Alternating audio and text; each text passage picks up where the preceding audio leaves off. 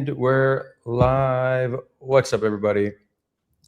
Canaanism, a new and novel solution to Israel and Palestine. What the hell is it? Is it feasible?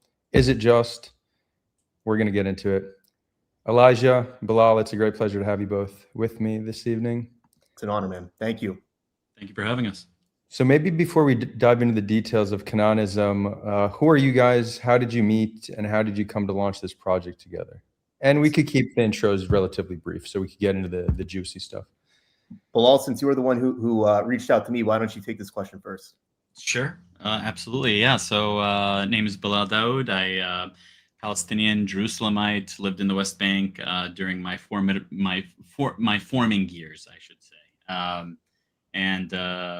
I met Elijah just basically through just seeing what he was doing with Canaanism and trying to understand what would be a path forward. I saw that he had a lot of understanding of the heritage and the shared culture from Palestinians and Jewish culture, and where we've recognized that there is this kind of one main source that all of this comes from, and we realized that a lot of the issues, the differences of opinion and understanding came much later in our histories, and due to the diaspora that the Jewish people faced, as well as the Palestinians are facing today. So, being able to kind of go back to the source and understand those shared roots, I think is how he caught my attention. And I sent him a message. I DM'd him on Instagram, like, "Hey, man, I love what you're doing. I want to be more involved. I want to get throw in my hat into the ring there." So that's kind of where we jumped off of it. Yep. And Bilal is now our head of Palestinian affairs for Canaanism. I am the head of political affairs. My background, far before Canaanism started, is in peace advocacy, working with Palestinians in the West Bank here in America for conversations, for protected presence work. So I have a very strong activist background, but I'm moving more into a scholarly background. I'm now trying to pursue a PhD in JD. But Canaanism started a lot because of what Bilal articulated. Before we get into the nitty-gritty of what Canaanism is, it really started to form. I didn't have a term for it. I didn't have a definition for it, but it started to form from my first interactions with Palestinians. I remember being in high school, and my first interactions with Palestinians were noticing their keffiyeh. And I went up to them. I remarked how beautiful their keffiyeh was, but I said it also reminded me as a Jewish individual of our talit, of our prayer shawl. And just noticing these little similarities, right? Noticing in the Palestinian dialect of Arabic how much Hebrew and how much Aramaic they have. Just noticing everything about their identity is so much more similar to my identity than to anyone else's identity I can point to in the world. And so I slowly but surely began to see we're one family. We're not enemies. We're not others. We're brothers. We're one family. And that is what the presiding notion in politics, in culture, in civil conversation should be. And so I think we've been around now for around a year. Around a year ago, I decided to make that into a tangible political movement. Happy to get into the exact definition of what Canaanism is, but that was our starting point. And then Bilal reached out to me. He already understood Canaanism before I uttered a single word. So we brought him on, and now we have a very healthy community of Jews and Palestinians, both in Israel and Palestine and in the diaspora, who are very supportive of our mission. Awesome. Thanks for that intro. So you're pronouncing it Canaanism, not Canaanism. Yeah, Canaan, it can go any way. And then I was going to say, because Canaan is the actual word, right? So Canaanism makes more sense, but I think Canaanism actually flows a little bit better, and it doesn't sound like Kahanism. Mm-hmm. So I actually support that pronunciation. It's just not obvious that that's how it would be pronounced. You can do it anyway. It's very Latinized. I think it's the Latinized pronunciation. I mean, Canaan is obviously, I think it's just I guess it comes from kind of traditional biblical, Latin understanding of the land of Canaan, right? But yeah, like for example, in Arabic or Aramaic, it would be Canaan. Yeah, I've always known it as Canaan. Yeah. Okay. And so yeah, I think in an Arab sense or in an Arabic or Hebrew sense, you could potentially, obviously when you translate it, it would be more like Kanaani or to the Munazzama Kanaaniya, for example, in Arabic. But in when we're talking in English here, obviously Canaanism, I think, works a little bit better. Yeah. Okay, Amen. great. So let's get into it. What's the plan? What's Canaanism? Yeah. So if I had to distill it in a few sentences, I would say Canaanism is an equitable attempt to create an national identity in which Jews and Palestinians are full and equal participants. We try to construct this identity specifically on everything and anything that unites us. So I gave the example of the kafia, of the talit, right? If you go linguistically, if you go culturally, there's so much what unites us. And some of that is recent, right? Traumatic bonds, right? With the Palestinian Nakba, the genocide now in Gaza, going to Jews for 2,000 years of very similar history in Europe and beyond. Everything that unites us is what will be centered in this national ethos. And we chose the name Canaanism because those bonds are very ancient. They're very rooted. And many of them go back to even before the Israelites, to the Canaanites, who were the group that really spawned the Israelites, if you take a very historical analysis of the Israelites. And so it's a very rooted identity. It's one that we try to stress to show that we are one family and not inherent enemies. We think that has very humanizing characteristics to unite Jews and Palestinians, to promote reconciliation. But at the same time, it is a one-state reality solution. It is one that acknowledges this entire land from the river to the sea is united and currently is occupied by one power. And we are dealing with that political reality. And we're trying to change it from one state Israel, which is exclusionary for the Palestinians, right? Because Israel is a Jewish ethno-nationalist project, and create one that both peoples can say we are full and equal participants in it. I'll let Bilal also touch on some of the melting characteristics of Canaanism. It's a natural process we say will ensue, but I'll let him touch on that as well. Yeah, I think, you know, to some degree, a lot of our history, both Palestinian and Jewish history, is in some ways naturally revisionist, right? Over time, our opinions, our trials and tribulations as two peoples has shaped our reality of the world, and we've essentially othered ourselves, especially in the last 100 years. And so I think that one thing that is going to be crucial in finding peace and harmony in that region is understanding that, you know, a lot of the things that differentiates us is actually just revisionist history that we've essentially kind of built ourselves. I'll give you a couple examples here. So, for example, for the Jewish people, especially modern Zionism, the idea that Palestinians are not from Palestine, they're not from the region, that they came from Arabia, totally revisionist, and obviously just a kind of almost a coping mechanism or a defense mechanism, if you will, of being able to kind of oppress that people and see them as the other, that they're not from there. Samely, in the same manner, Palestinians have in many ways cut out our Jewish history and our Jewish background and our Judaic and Israelite heritage in every sense of the term, right?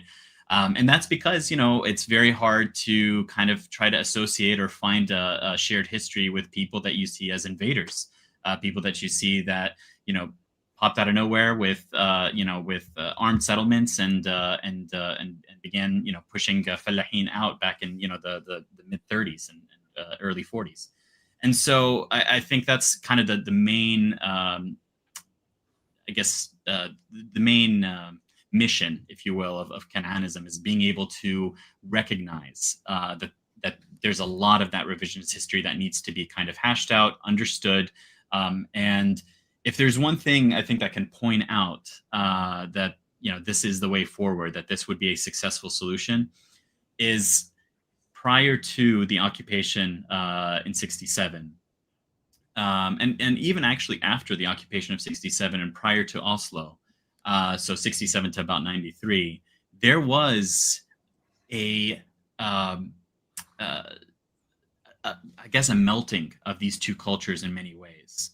And when this melting began, and when there was this kind of coexistence, you know, when you had Israeli Jews going to Ramallah and Nablus to shop, and you had, you know, Palestinians basically working and living amongst Israelis, there was a kind of a harmony and kind of a melting of cultures that started to happen. And I think that the far right on both sides of the camp, but I have to say, namely the Israeli side of the camp, really saw this as a threat to their identity right? And that they're saying, well, if we're going to become quote unquote Arabized, right? And so that's when the policies of Hafrada began, right? And the separation policies. And Oslo, really, in many cases, was kind of just a manner of continuing to separate these two peoples. And so when you separate people, they start to kind of build and invent their own identities in many ways. And that has obviously been proven to be fatal and not good for us. So we want to pull that back and be able to realize that, okay, the Jewish people have history, both in Palestine. They pull much of their religious and faith and their culture from that history, and they also obviously melted a lot of that history in the diaspora wherever they lived. So that's why you have Mizrahis and Sephardis and Ashkenazim, and so these differences in cultures that are based on where they live and who they coexist with. We're basically saying, these Israelis that come back, they're coming back to their homeland. The best way for them to become more Jewish is to really become more Palestinian, right? And for Palestinians to remember and to cherish that ancient history that they have in the land as well. And that includes Jewish history. And so being able to kind of put these two together, I think is key to be able to solve this. Yeah. And I think in many respects, this project is one that's seeking total equality, right? Having a shared identity that we can both point to and say, we acknowledge this identity. We want to be part of this identity. It's hard to do if you call this land solely Israel, if you call it solely Palestine. We're creating an identity both peoples can feel they are a part of. But at the same time, it's something that is naturally equitable. It is something that will break down the apartheid we are seeing in the West Bank and allow peoples, as Bilal mentioned, to finally interact again, right? Oslo's solution was predicated on isolation, right? It's, in my eyes, just as racist as many of the quote-unquote right-wingers in Israel, right? The solution is saying Palestinians will be isolated to the West Bank, Jews will be in Israel proper. That's it, right? Which is very segregative. I don't think that's the best solution. I think our two peoples can exist together. We can interact. And by interacting, we will create a culture naturally, right? Our two peoples will produce shared language, right? You'll see a mixing of Hebrew and Arabic. You'll see music start to mix. You'll see everything start to naturally melt. So that's what we mean by melting, right? Simply letting our two peoples interact once again freely will create a new national culture. So at the top level, yes, we will uplift whatever unites us, whatever Jews and Palestinians share in culture, in history, in language, in religion. It doesn't matter. That we'll uplift that at the national level, but at the local level, the people will do this in and of their own volition. They'll interact, they'll engage with the other, and they'll learn we're not others, we're brothers, and we'll start to engage and create that national culture by themselves. So that's what Canaanism says, basically. It's not a re-education camp, right? We're not expecting a change, like a curriculum where everybody has to go through and be like, you're all the same people now. We want this to be natural, right? We think that this is the only way. This is not something that happens in one generation. This is, I mean, it's not like if Canaanism and Canaan and this project essentially, became real tomorrow, that everything would be, hunky dory and everything is fine. It's obviously going to take a long time, and we know that, but it's one of those things that needs to be. It's a dismantling and a kind of assembling on natural, true history. And so, me being a history buff and kind of a nerd, and Elijah is basically the same thing. We're like soul brothers, man. So I think that's really what opened my eyes and kind of made me realize that this is something that needs to be kind of allowed to progress naturally. And the first thing to do in that case is to allow people to be able to live together, live with each other under one nation, under one set of laws, under one set of rules, under one set of rights. And so before that can happen, anything else can happen, that must happen first. Otherwise, we will always continue othering ourselves. And just one last point, it's important to qualify. Although we'll start to see mixing, we'll see melting, we're not forcing anyone to relinquish their identity. We're not saying you have to relinquish your identity as a Jew, right? We're not saying you have to relinquish your identity as a Palestinian Arab Muslim, right? If you want to maintain that, if that's important to you, that's all right, right? But at the same time, in this environment, there will start to be mixed marriages. There'll start to be friendships that are built that otherwise wouldn't happen. And that is what will be the spark for a lot of this quote unquote melting. So we are allowing total liberty in this solution, but a lot of it is without any government intervention. People will simply take the objectives of Canaanism personally and produce the friendships, the relationships that we are advocating for, and create a total sense of equality, both at the national level and at the grassroots level. So it's not just a political solution. You guys are offering a solution of identity as well as one of culture. It seems that a lot of the fear over one state comes from the fact that we're two different people with deep fear, mistrust, and hate of one another, now sharing a state together. How will that turn out? I don't think it's not at all an extreme position to be concerned for how that might turn out. Yeah. But so it seems like you guys are trying to solve that by creating a shared identity, something that can connect us. So I want to talk about both the political side and the identity side. In terms of the political side, are you envisioning a federation type one state? That's a great question. What would the structure of the state be? So politically, our main mantra is just decolonization. So we're not saying Israelis go back to Europe. That's the solution, right? Which I think sadly many in the pro-Palestine camp try to advocate for. What decolonization looks throughout the Levant is one where it is a decentralized form of government. So there is a national government. For example, there was the Ottomans before the British colonial period, but they didn't have that much power, right? They really devolved much of their powers to the localities. In Ottoman language, those were the sanjaks, and even to lower levels, right? In our eyes, a lot of this power at the state level should be sent to the localities, right? Cities are the staple of Levantine identity historically, right? Before people said, I'm Palestinian, I'm Syrian, I'm whatever, they said, I'm Nablusi, right? I'm from Nablus, or I'm a Jerusalemite. Then they said, I'm Palestinian. And so we want to return to that decolonial norm.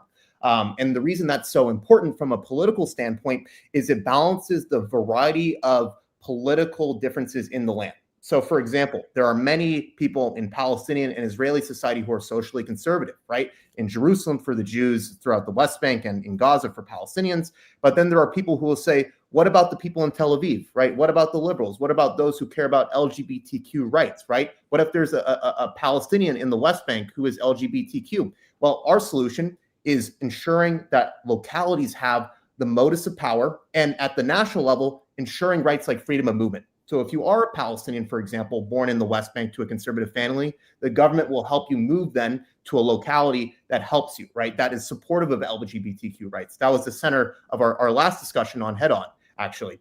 And so it's really one where the localities regain a lot of power, and one where a lot of government operations will be done at the local level. We'll enshrine very democratic norms, direct democratic norms at the local level. But I think that's going to be our main form of government, which is somewhat, I would say, like a federation, but it's one that's we like to promote through the language of decolonialism.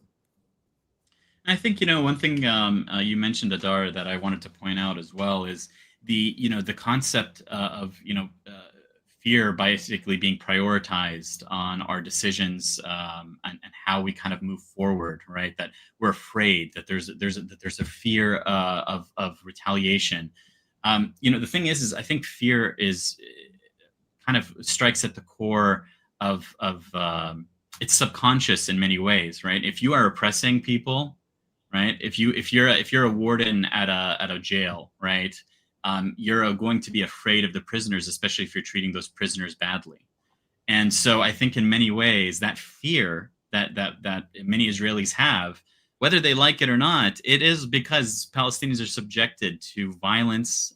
We are afraid every day, but our fear is not considered, right? Only Israeli fear is apparently considered, right? So the problem with that is that if we are continuing to be, the state violence against Palestinians continues on a day-to-day basis, either one of two things either has to happen. Either A, the violence stops and the fear begins to dissipate over time. It's not going to be right away, as we said. Or B, Israelis will have to consider feeling that fear from Palestinian retribution, right? So Palestinians will resist and will attack and fight. And that's what we've been doing for years. In fact, we were talking about this the other day. We noticed something, me and Elijah, is like, this is something very, very, I don't know if you want to call it just a kind of a regional specialty rebellion, right?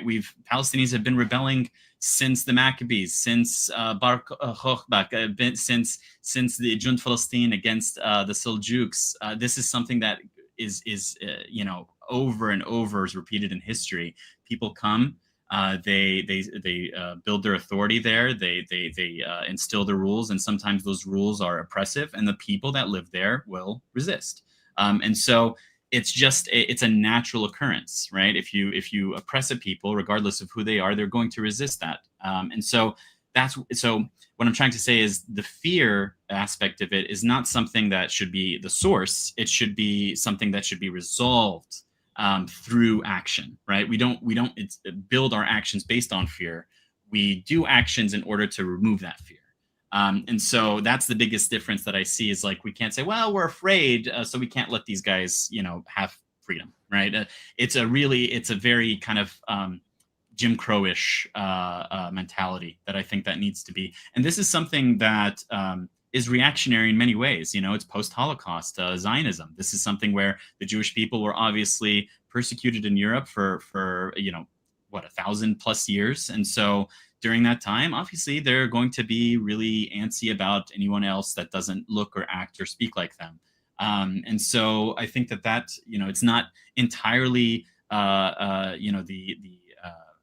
like a Jewish instillment of just this general idea of like, I'm afraid of everybody. There's actual reasons on why that fear exists.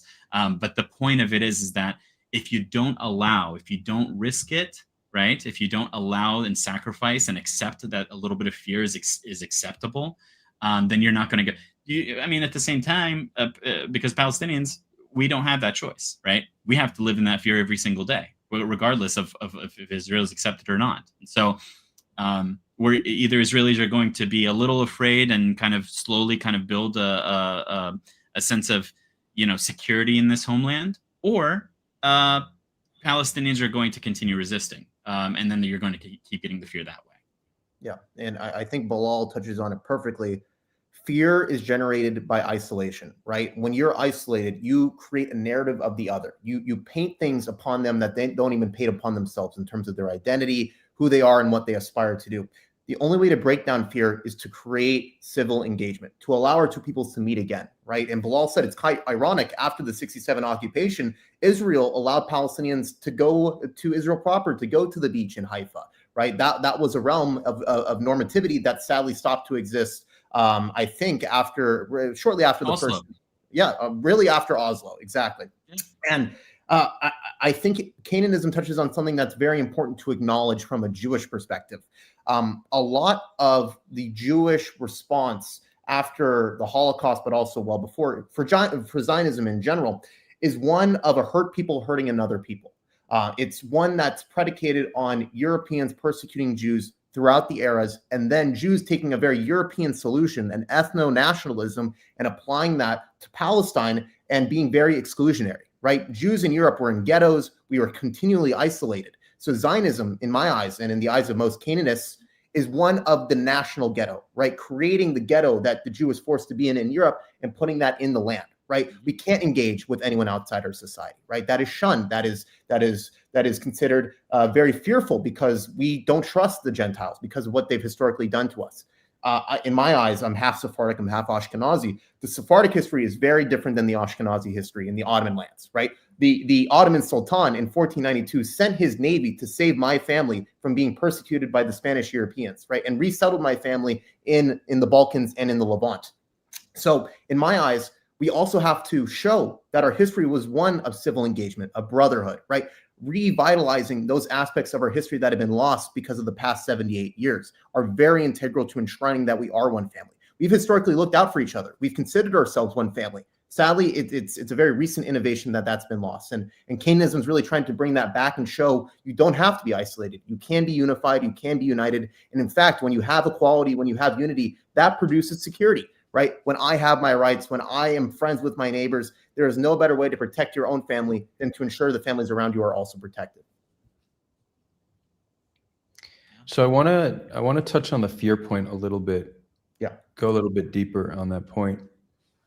I think when Israelis are presented with the status quo as is, there is fear that there will be future terror because the status quo will continue to produce terror.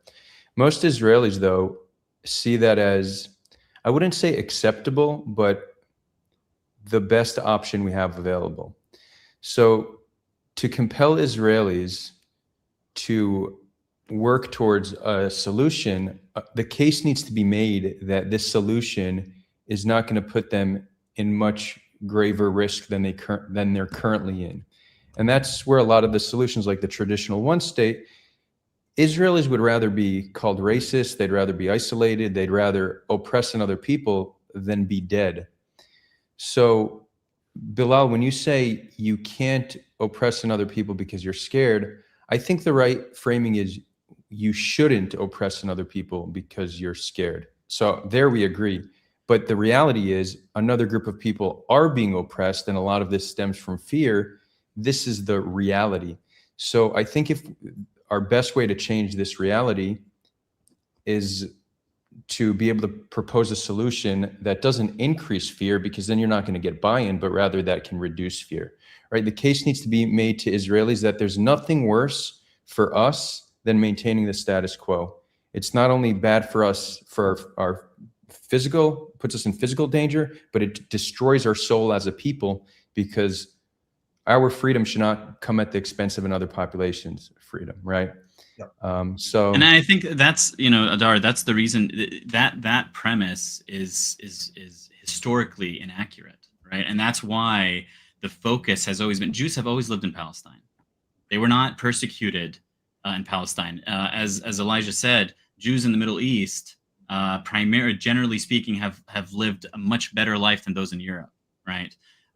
For like the vast majority of history, Jews were they were in the royal courts in Spain, during the Andalus period. They were in the House of Wisdom in Baghdad and Alexandria and Cairo. The pinnacle of Jewish thought, where the Tanakh was basically kind of researched and discovered in many ways, was in Safad, right? And Hebron. And so the idea that, oh, they're going to kill us if we give them rights, just historically speaking, is not sound, right? And so that's why we see it, that it is so important to kind of understand that is Zionist revisionism, right? Even the emphasis, for example, that Zionists tend to use about dhimmi status, right? In Islamic empires, comparatively to, for example, the Pale of Settlement in Europe. They tend to overemphasize the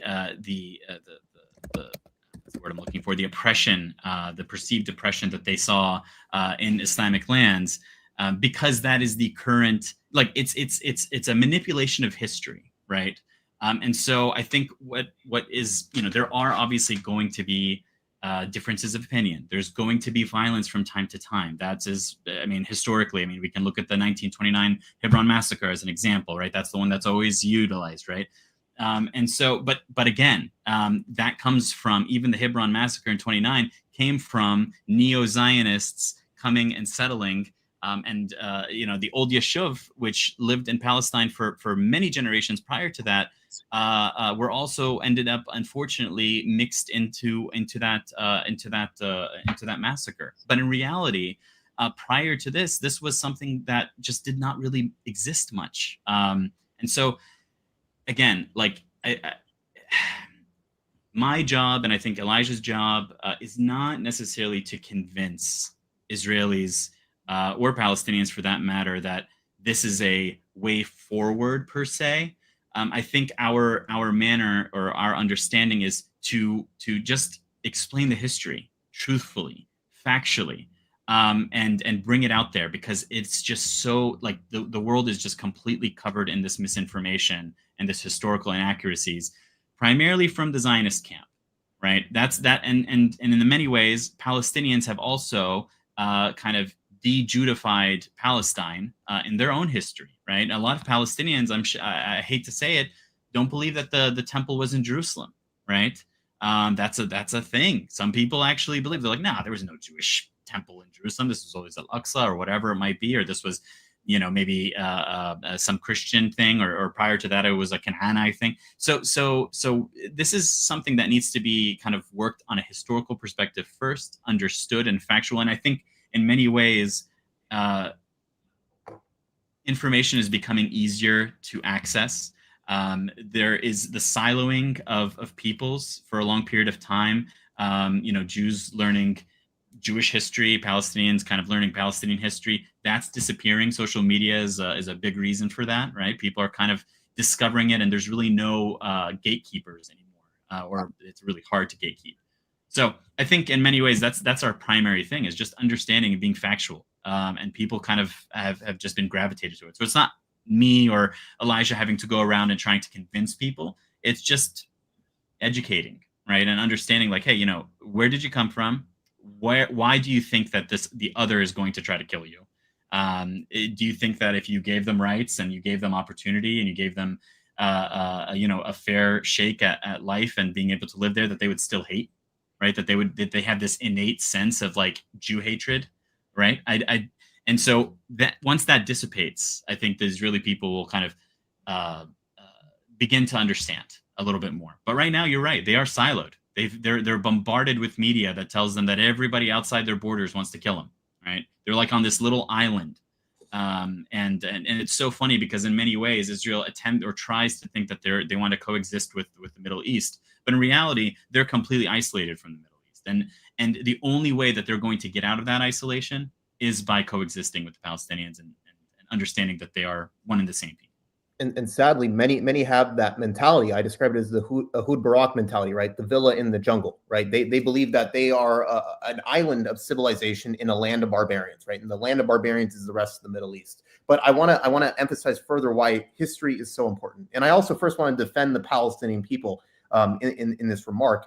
I think many Palestinians are grafting onto ahistorical narratives because of reactionaryism to Zionism, right? Specifically in relationship to Jews. Bilal touched on one of the best examples of this earlier. Many Zionists, since the beginning of Zionism, sought to negate Palestinian connection to the land, right? They negated their existence as a people, right? They said they don't exist, right? It's an empty land, we can settle it. And to further that notion, after they realized that there are people here, Zionists began to say Palestinians are not indigenous to this land, right? They are Arabians. They belong to Saudi Arabia. They came to the land with Umar ibn al-Khattab during the Islamic conquest, right? They're not indigenous, when in reality is not every Jew was expelled during the Roman conquest. Not every Jew was expelled into Rome. That is definitely the history of Ashkenazi Jews, but many remained, right? And there were other people in the land. Canaanites. Most remained. Yes. Yeah, historically most remained. And so what happened to those people? I think those who got displaced were actually the elites of the society. So Ashkenazis are the descendants of the elites. Exactly. Cool. Well, yeah, mostly settled to the Galilee, right? And that was where the majority of Jewish life was, right? There was one of the two most notable Talmuds that was produced in the Galilee, right? The Palestinian Talmud. They didn't travel far. Like exactly. They didn't all move to Europe. It was a gradual anthropological, kind of move, and people migrate over time. But most of them, as you said, yes, the elites, the kind of the priestly class, if you will, they ended up in Safad. They ended up in Hebron. They ended up in Damascus and in Egypt. And so that's where the culture of Judaism stayed for hundreds, 1,000 years later. The first rabbinical books that came out did not come out of Europe. They came out from the Middle East. They came out from the same place. Yeah. And so it's important to recognize that. And so I think Israelis in many ways want to forget that history just as much as they want everybody else to forget that history, because it changes the entire mindset, right? It makes them think that, when you think that your entire people were pushed out and kicked out and then oppressed for thousands of years, and you had no connection to the land for that period of time, of course you're going to feel like everybody that continued to live there or that lives there is not from there, that they essentially just took over, and that they are denying you your homeland. No, Jews and Israelites became who are the Palestinians today in many ways. They are. It is an amalgamation, right? I want to go back a little bit. to the point about security, because I think having a very compelling answer to this contention is going to help you guys build a broad movement. One of the most consistent debates I'm having with fellow Israelis is about Palestinian belief and their sentiment towards us. And I tell them all the same thing, that people are products of their environment. If we grow up in an environment where we can see each other as neighbors and as friends, there's no reason for us to hate one another. But when your experience with Jews is settlers and soldiers, how can you expect them to grow up with anything other than fear or hate for our people? So you change the environment and you change the people. And I think this is consistently true throughout history, and it's essential if we want to resolve this. Now, that being said, I think history does show us that when the pendulum of power swings too abruptly to the opposite direction, you do have situations where justice turns into vengeance. And we have many historical data points of this happening, where an oppressed people finally got their power, and it wasn't a fair system. Now, I will even say we Jews are also similar to this. We were an oppressed people it's not that through our oppression we understood we should not oppress. It's because we were oppressed, we became cold and callous, and we came with the mentality that we will do whatever we need to survive and thrive, even if it's oppressing other people. So whatever the solution is, there needs to be some system in place that ensures justice and not vengeance. And if we can compel that, and if Israelis can be convinced of this, then it'll very much help build a broad coalition. Now, if people want to argue and say, look, Israelis are too far gone, I don't want to convince them, I want to work with the international community to impose this, like if that's the strategy, then I get it. But if the idea is to try to bring in Israelis, then that's something that will need to be answered for. 100%. And it brings in everyone. We're trying to bring in as many people as possible. And I think both Palestinians and Jews who understand their history will be more likely to graft onto this narrative by understanding Jewish history, right? Because as you articulated, Jews were the victims for 2,000 years, right? When you're victimized so much, when you are hurt so much, it changes your psychology at a fundamental level, right? And we know this from children who are abused and become abusers when they're adults, right? Israel is that story, right? Of the oppressor, or of the oppressed becoming the oppressor, of the victim becoming the victimizer, right? And I truly believe, as Bilal was touching on earlier, the way we can undo this is, first of all, history, acknowledging the history that brought us to this point. And secondly, from a practical standpoint, Canaanism as an ideology is one predicated on total equality, right?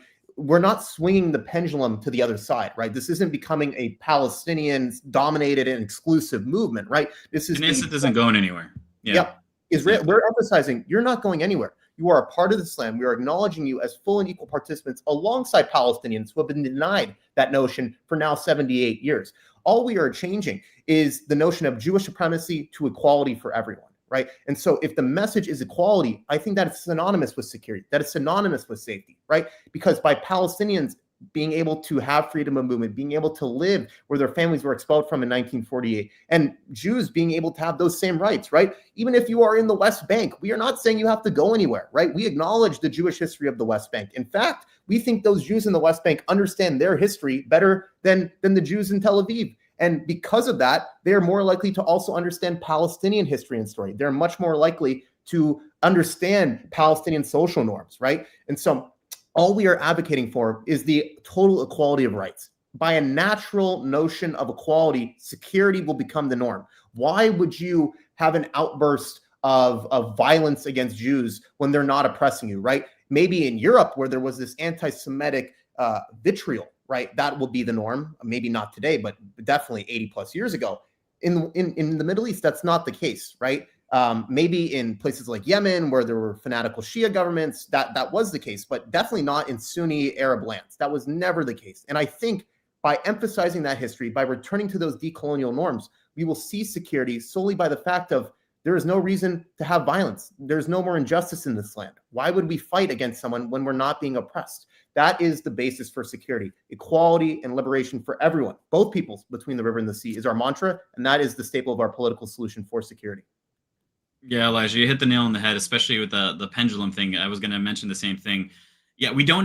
This is not a transfer of power in that manner, right? This is not an idea that, okay, now it's the Palestinians' turn to rule, and we're going to kind of. This is more of, first of all, it's about 50-50 percentage right now in terms of populations in Palestine and Israel, right? So, so anything that comes out of this would have to be representative of that. So this is not a total loss of power by the Israeli Jews. This would be accepting that Palestinians should also have the same rights as those Jews. And so that's number one. And Elijah, you mentioned that perfectly. I think the next day, like the day after, like I'll give you a personal, I've never been to the Mediterranean. I lived in Palestine. I've never got to see the Mediterranean. I got to see it from my house. I can see it from the hills. You know, I open my window and I can see the skyline of Tel Aviv and you know, way out there. But I never could go there. You know, after I turned 13, inshallah, one day. You know, and it's like it's such a strange feeling to know that like I didn't get a chance to really kind of explore my own country. I didn't get to. Like my mom, you know, when she was growing up, she told me that they would go on trips to Gaza. They would go on trips to the Galilee and to Nazareth and to all these places. I never got a chance to do any of that. You know, I lived like it's such a complicated, like it's such a strange feeling knowing that you can't even go to your own, like you can't see the places and enjoy like the culture and the history that you grew up with. And the next day, like the day after, I don't think any Palestinians are going to rush into the settlements and just start mobbing people, right? They're going to go to the beach. They're going to go to Nazareth. They're going to go to the Galilee and ski. They're going to, you know what I'm saying? Like that's what they're going to want to do. They're going to want to just explore their own homeland that they've been denied for all of these years. And if I could quickly jump in real quick, and I think an added reason, especially if our solution came about, why Palestinians would not feel enraged against the Jewish population in the land is because now they understand the Jewish history, right? They understand how they could devolve to perpetrate such a terrible occupation and now genocide in Gaza because of the brutality they faced over 2,000 years, right? They will have empathy by understanding their history. And not only that, to really push this notion further, what's so unique about Canaanism is the typical conversation about one-state solutions is either one-state Israel or one-state Palestine, right? And within one-state Israel, right, if you want to maintain the Jewish demographic majority, there will be expulsions, right? There will be another 1948 all over again for the Palestinian population. Now, some Palestinians, right, most of them, I would say, champion a notion of one-state Palestine that's full of equal rights. But even then, I don't think the Jewish population would be receptive to that because of the history of the past 78 years. And also because the name Palestine is also just simply off-putting, right?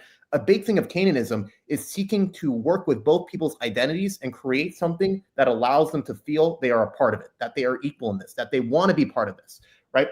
And so that's what's so unique, because there's not really been a coherent attempt to create something that both peoples can be a part of, that they feel that they are not giving up something, but rather that they are expressing their identity to achieve.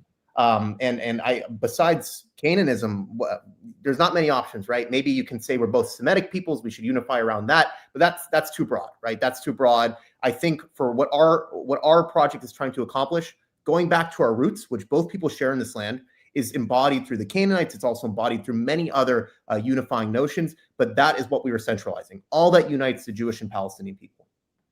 Elijah just mentioned it, and it just popped in my head. You know, I think the biggest issue isn't going to be, you know, kind of this united, you know, Palestinians going to 48 Israel and so on and so forth. I think the biggest problem is actually going to be between traditional conservative or traditional kind of social values that both Palestinians, the majority of Palestinians, I should say, and Israeli settlers and Israeli religious people have, and they're going to exclude the kind of that little island of Rosh Dan, right? That is this like beacon of Eurocentric leftist, leftist Zionist mentality, which that is going to be a bigger problem, I think, and that's something that personally I haven't like. I can't give you a perfect solution for that, because compared to the rest of the Middle East, compared to the entire region, it is very, very. It's a huge dichotomy, right? In thought and lifestyle, and so that's going to I think be much harder to deal with than I personally. I feel like I know this sounds crazy, but I think that the settlement that's currently being built right across the valley in front of my town, in front of my village, right?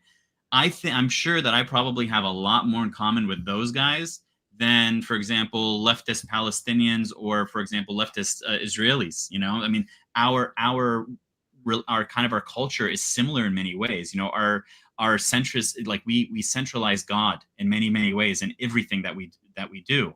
And even though we may have different beliefs or whatnot, that centrality kind of shapes everything. Whereas, the kind of liberal Zionist Tel Avivian, Yep. Tel Avivite, Television.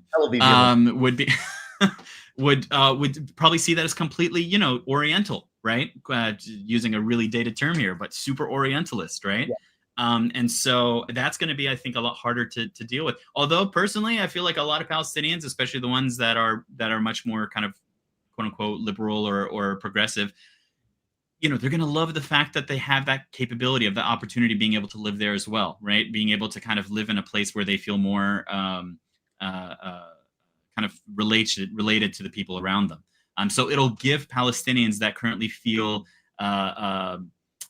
alienated within their own culture to a route to be able to find a place where they feel at home too. Yeah. So this is a win-win-win, the way I see it. That's how we should construct solutions. Win-win-win. Generally. Yeah.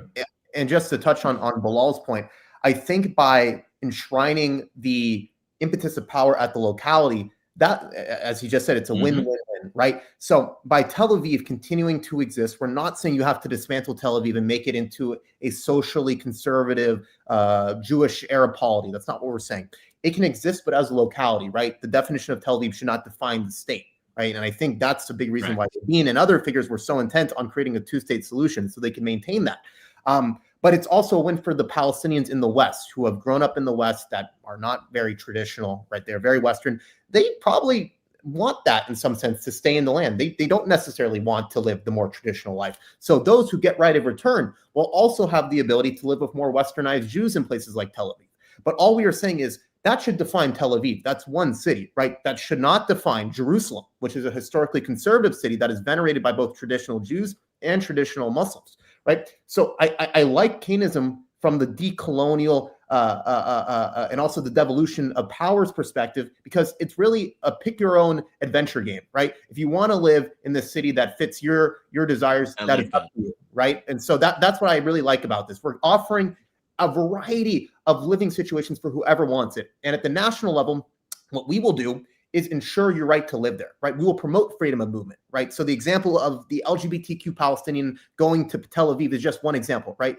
If you're a Jew whose parents are secular, but you want to live a more traditional lifestyle, we will help you move to a city where you can exude that more traditional lifestyle. Whatever you want to undertake in the land, we will help you pursue. That is what Canaanism is also trying to pursue. And I think also, sorry, Adar, I just wanted to jump in real quick, because another thing that I've seen is a lot of, there is a sense of hypocrisy that Palestinians feel when it comes to kind of the way that Israelis interact with Palestinians compared to their own people. Right. So, for example, obviously LGBTQ rights, Elijah mentioned this, and kind of more progressive policies are embraced and almost kind of a source of pride, I think, for at least some Israelis, that they have that capability, they have that freedom in that place, in Tel Aviv and in other places. But when it comes to, for example, the way that they treat Palestinians that might be LGBTQ, they use it as a form of blackmail, right? Yes. They use it to build collaborators. They use it to,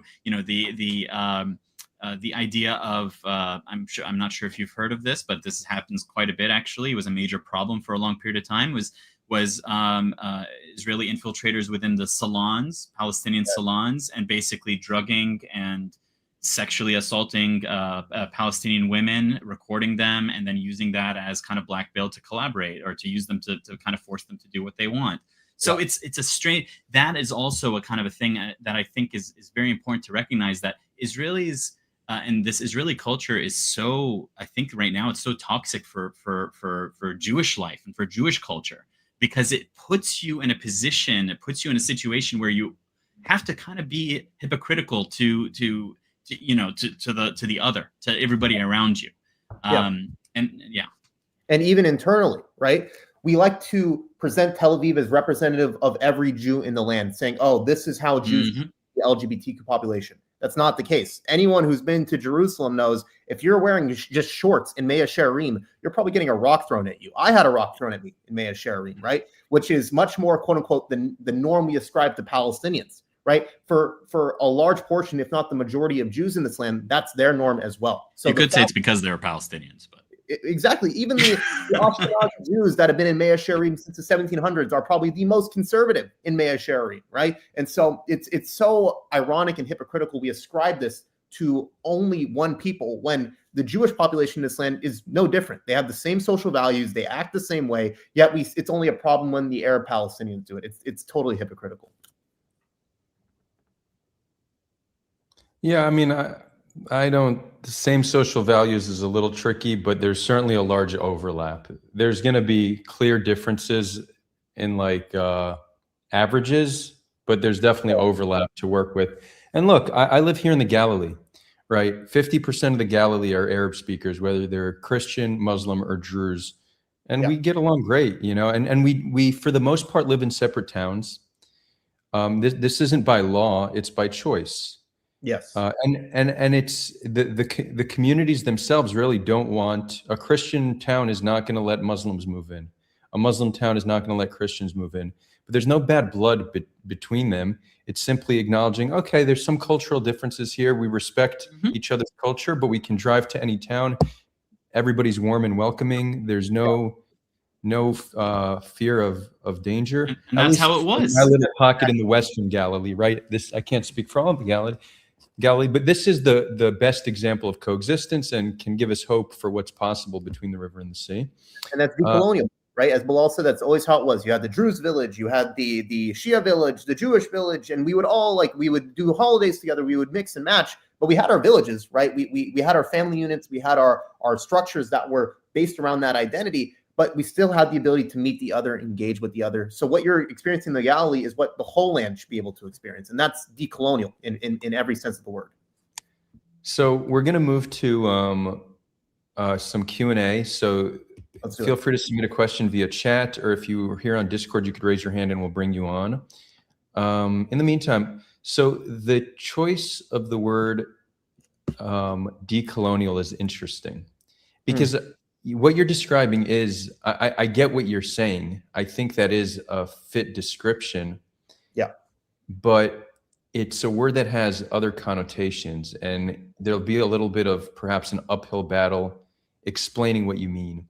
So when I hear decolonization, I suddenly associate it with like the woke left. Yes, everyone generally not looking for like a just solution here on the land, or justice for one and not for the other. And then the other people using decolonization are being equally cringe about it. And that's the pro-Israel activists, where they describe Zionism as decolonization, and everything we've done in Palestine, is decolonization. I'm not against it, but just know that that's the connotation that many may have. And the reason I'm emphasizing it so much is to reclaim what decolonization should be. It's not saying, decolonization means expelling every Zionist from the land. It means returning to the norms of the land before colonization, right? We were saying, let's return to the sense of social equality, of mutual understanding, of mutual aid that once enshrined this land, right? That's all we are advocating for. what has historically been the definition of Jewish and Arab relations is now through the wayside because of the past 78 years, which I don't even pin the blame on Zionists. I truly pin the blame on the Europeans who have persecuted Jews for 2,000 years.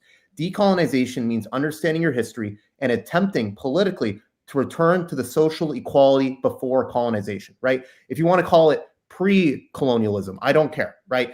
But that is what we mean by decolonization. And I think the term has been driven through the mud 110% by Westerners. Westerners have a very warped sense of what decolonization is because they don't understand our region, right? They don't understand that Muslims historically have made it a driving force to ensure Jews facing persecution in Europe are brought to their lands for protection, right? Umar ibn al-Khattab, the first thing he did when he took over Palestine from the Byzantine Greeks was to say, how dare you expel all the Jews from this land, right? How dare you destroy their temple, right? I want 30 Jewish families to return to Jerusalem immediately. That was the first thing the second Muslim caliph did when he took over Palestine, right? Acknowledging that history, acknowledging that bond is what decolonization is. It's not this regressive, you should not even be in the land, you have no connection to the land. That in itself is, in my eyes, a form of Western imperial mind trying to dictate the actions of people in the land. It's disgusting, and I hate that rhetoric 100%.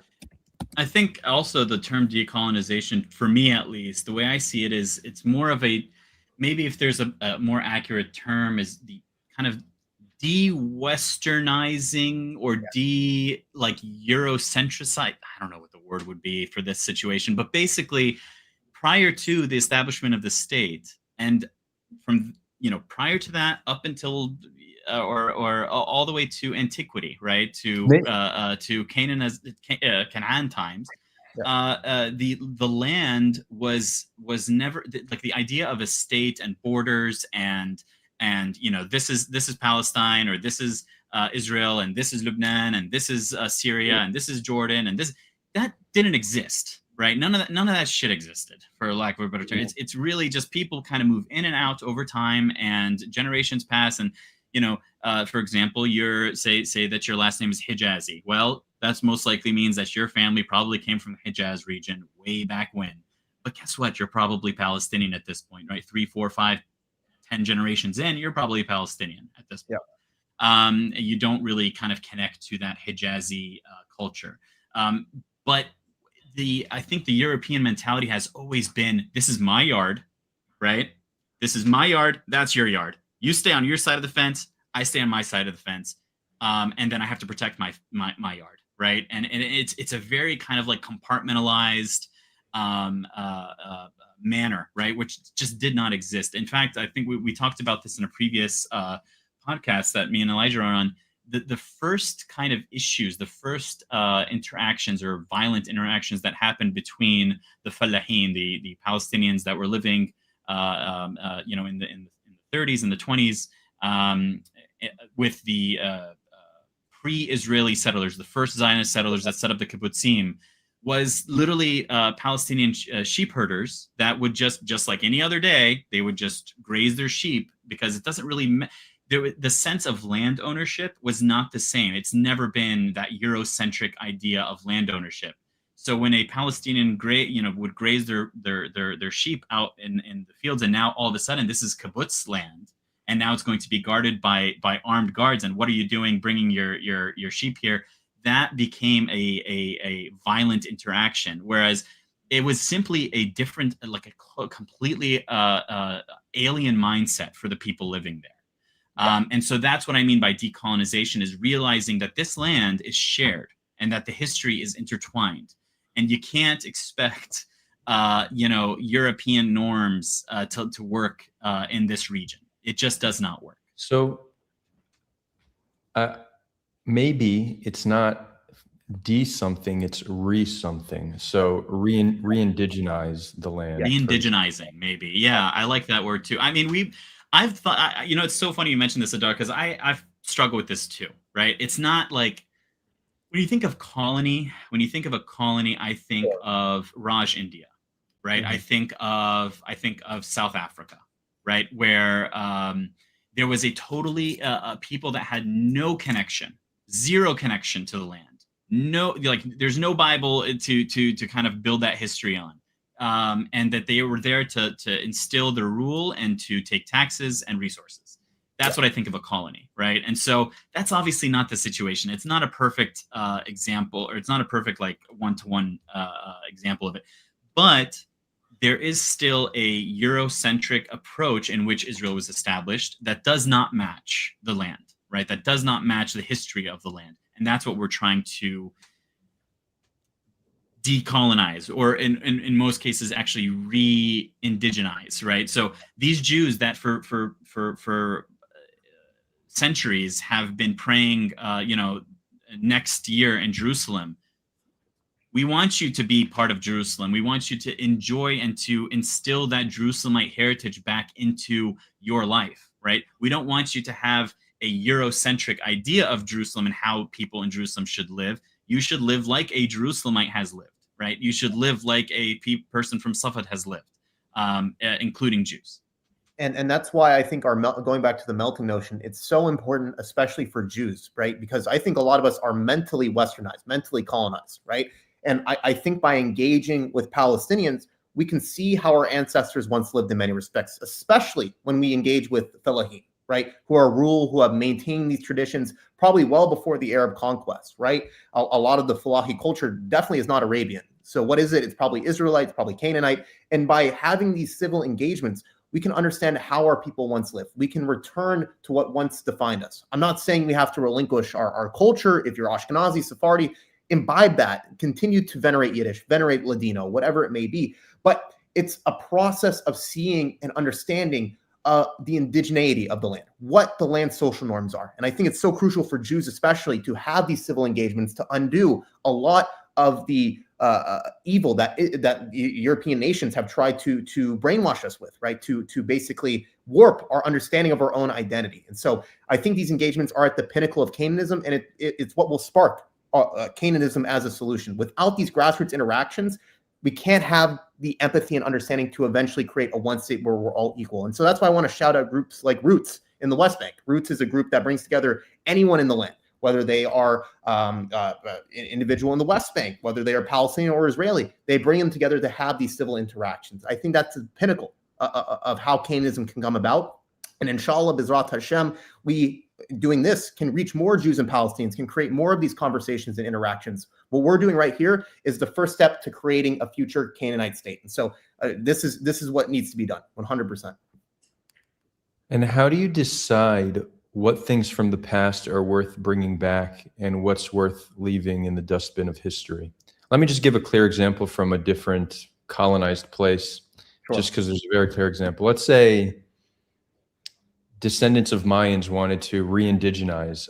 I think we could probably say that's great and all, but none of the child sacrifice stuff, right? Like, let's just leave that in the past. Now, I don't think there's a clear example here, that extreme. That's why I use that as an example. But what's the process to really assess who we were in the past, how we lived, how we acted, and what we want to bring with us to the modern era and what we don't? From a political standpoint, Canaanism says we will try to uplift whatever unites us, right? So whatever is currently existing, although it might not be very well fleshed out, is what we're trying to uplift. But that at the same time doesn't mean we can go back and create and bring back what once was, right? And I think a good way to discern what is beneficial is what does it mean for the other, right? If there's something from your history that can produce bonds across the aisle, I think that is what we should look towards. So every time I've given a historical example or Bilal has given an historical example, it is an act of unity between our two peoples, right? And that sadly has been what's usurped over the past 78 years. I think our ancestors before 80 years ago really understood the social dynamics between our two communities, which were one of protection, one of mutual understanding. So one that elevates our bonds is what we have to bring back. So basically what's been usurped from us over the past 80 years is what we have to bring back. But we can go even farther back, right? So if there's something within Canaanite culture that me or Bilal don't know of that is predicated on equality, right? Something similar to Pikuah Nefesh and like valuing life and making sure everyone has the ability to have a just living situation. Sure, we'll bring that back. But at the core of it, it's whatever A has been usurped from our social relations, and B, it has to be predicated on unity. If it accomplishes those two goals, we want to re-elevate it and definitely bring it back. And I think also this isn't, obviously there was a different movement, also called Canaanism, that was Ratosh. Am I saying his name Jonathan, right?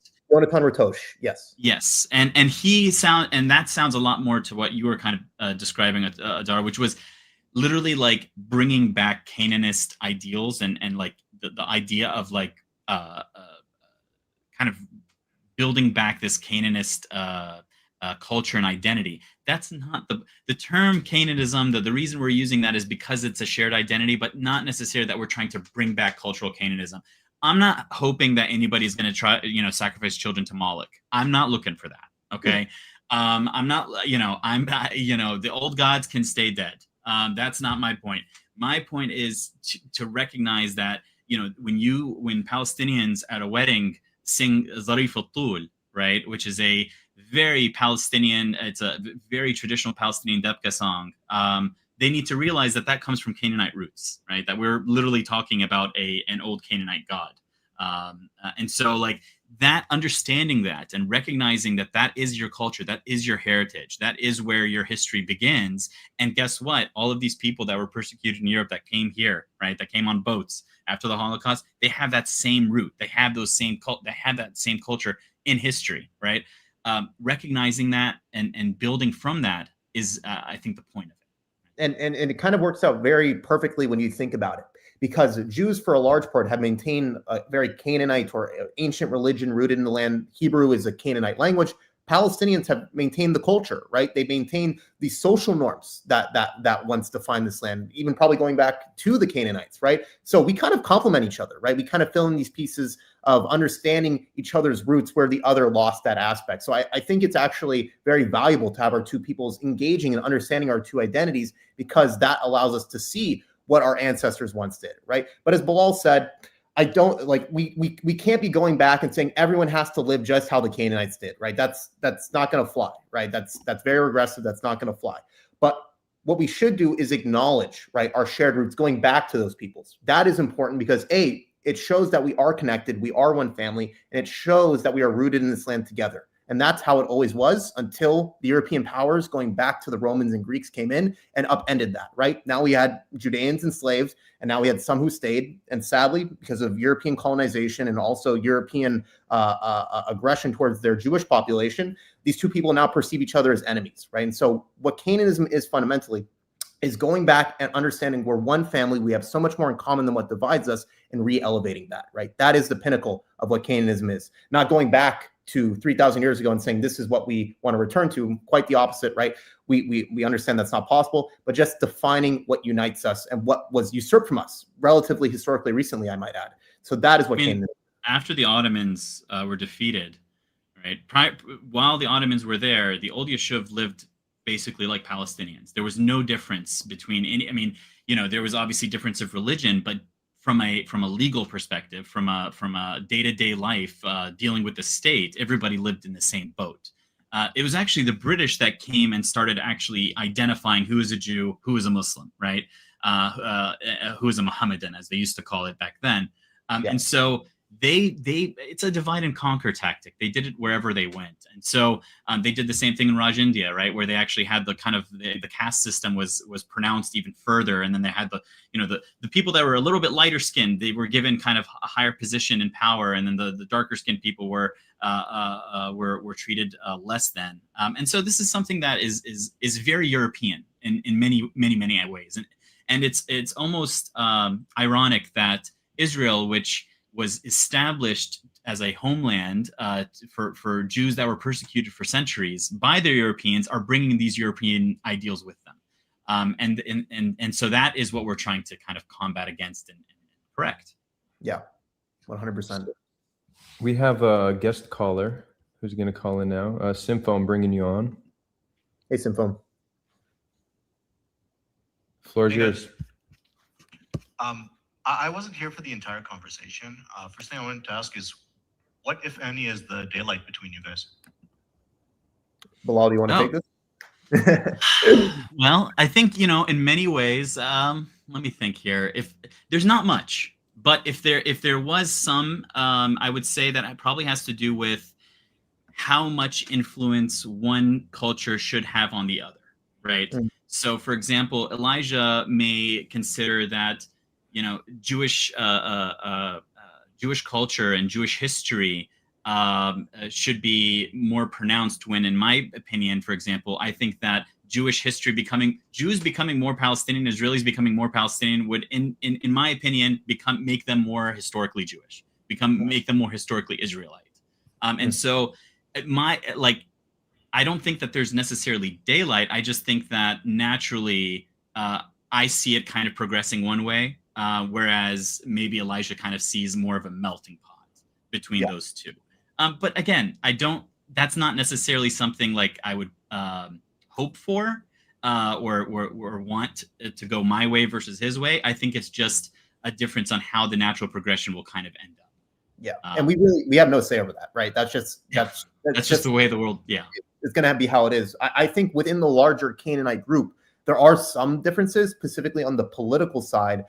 For example, some people believe that we have to have a confederation solution, right? So Israel-Palestine, an intermediate solution. Yeah, exactly. And the reason for that is both peoples are so nationalistic. You can't undo that overnight. But at least through a confederation, you have freedom of movement to create grassroots engagement between the two communities, right? And from there, then we can have a one-state Canaan, right, where both peoples understanding each other, having these relationships already, can engage in that society as full and equal participants.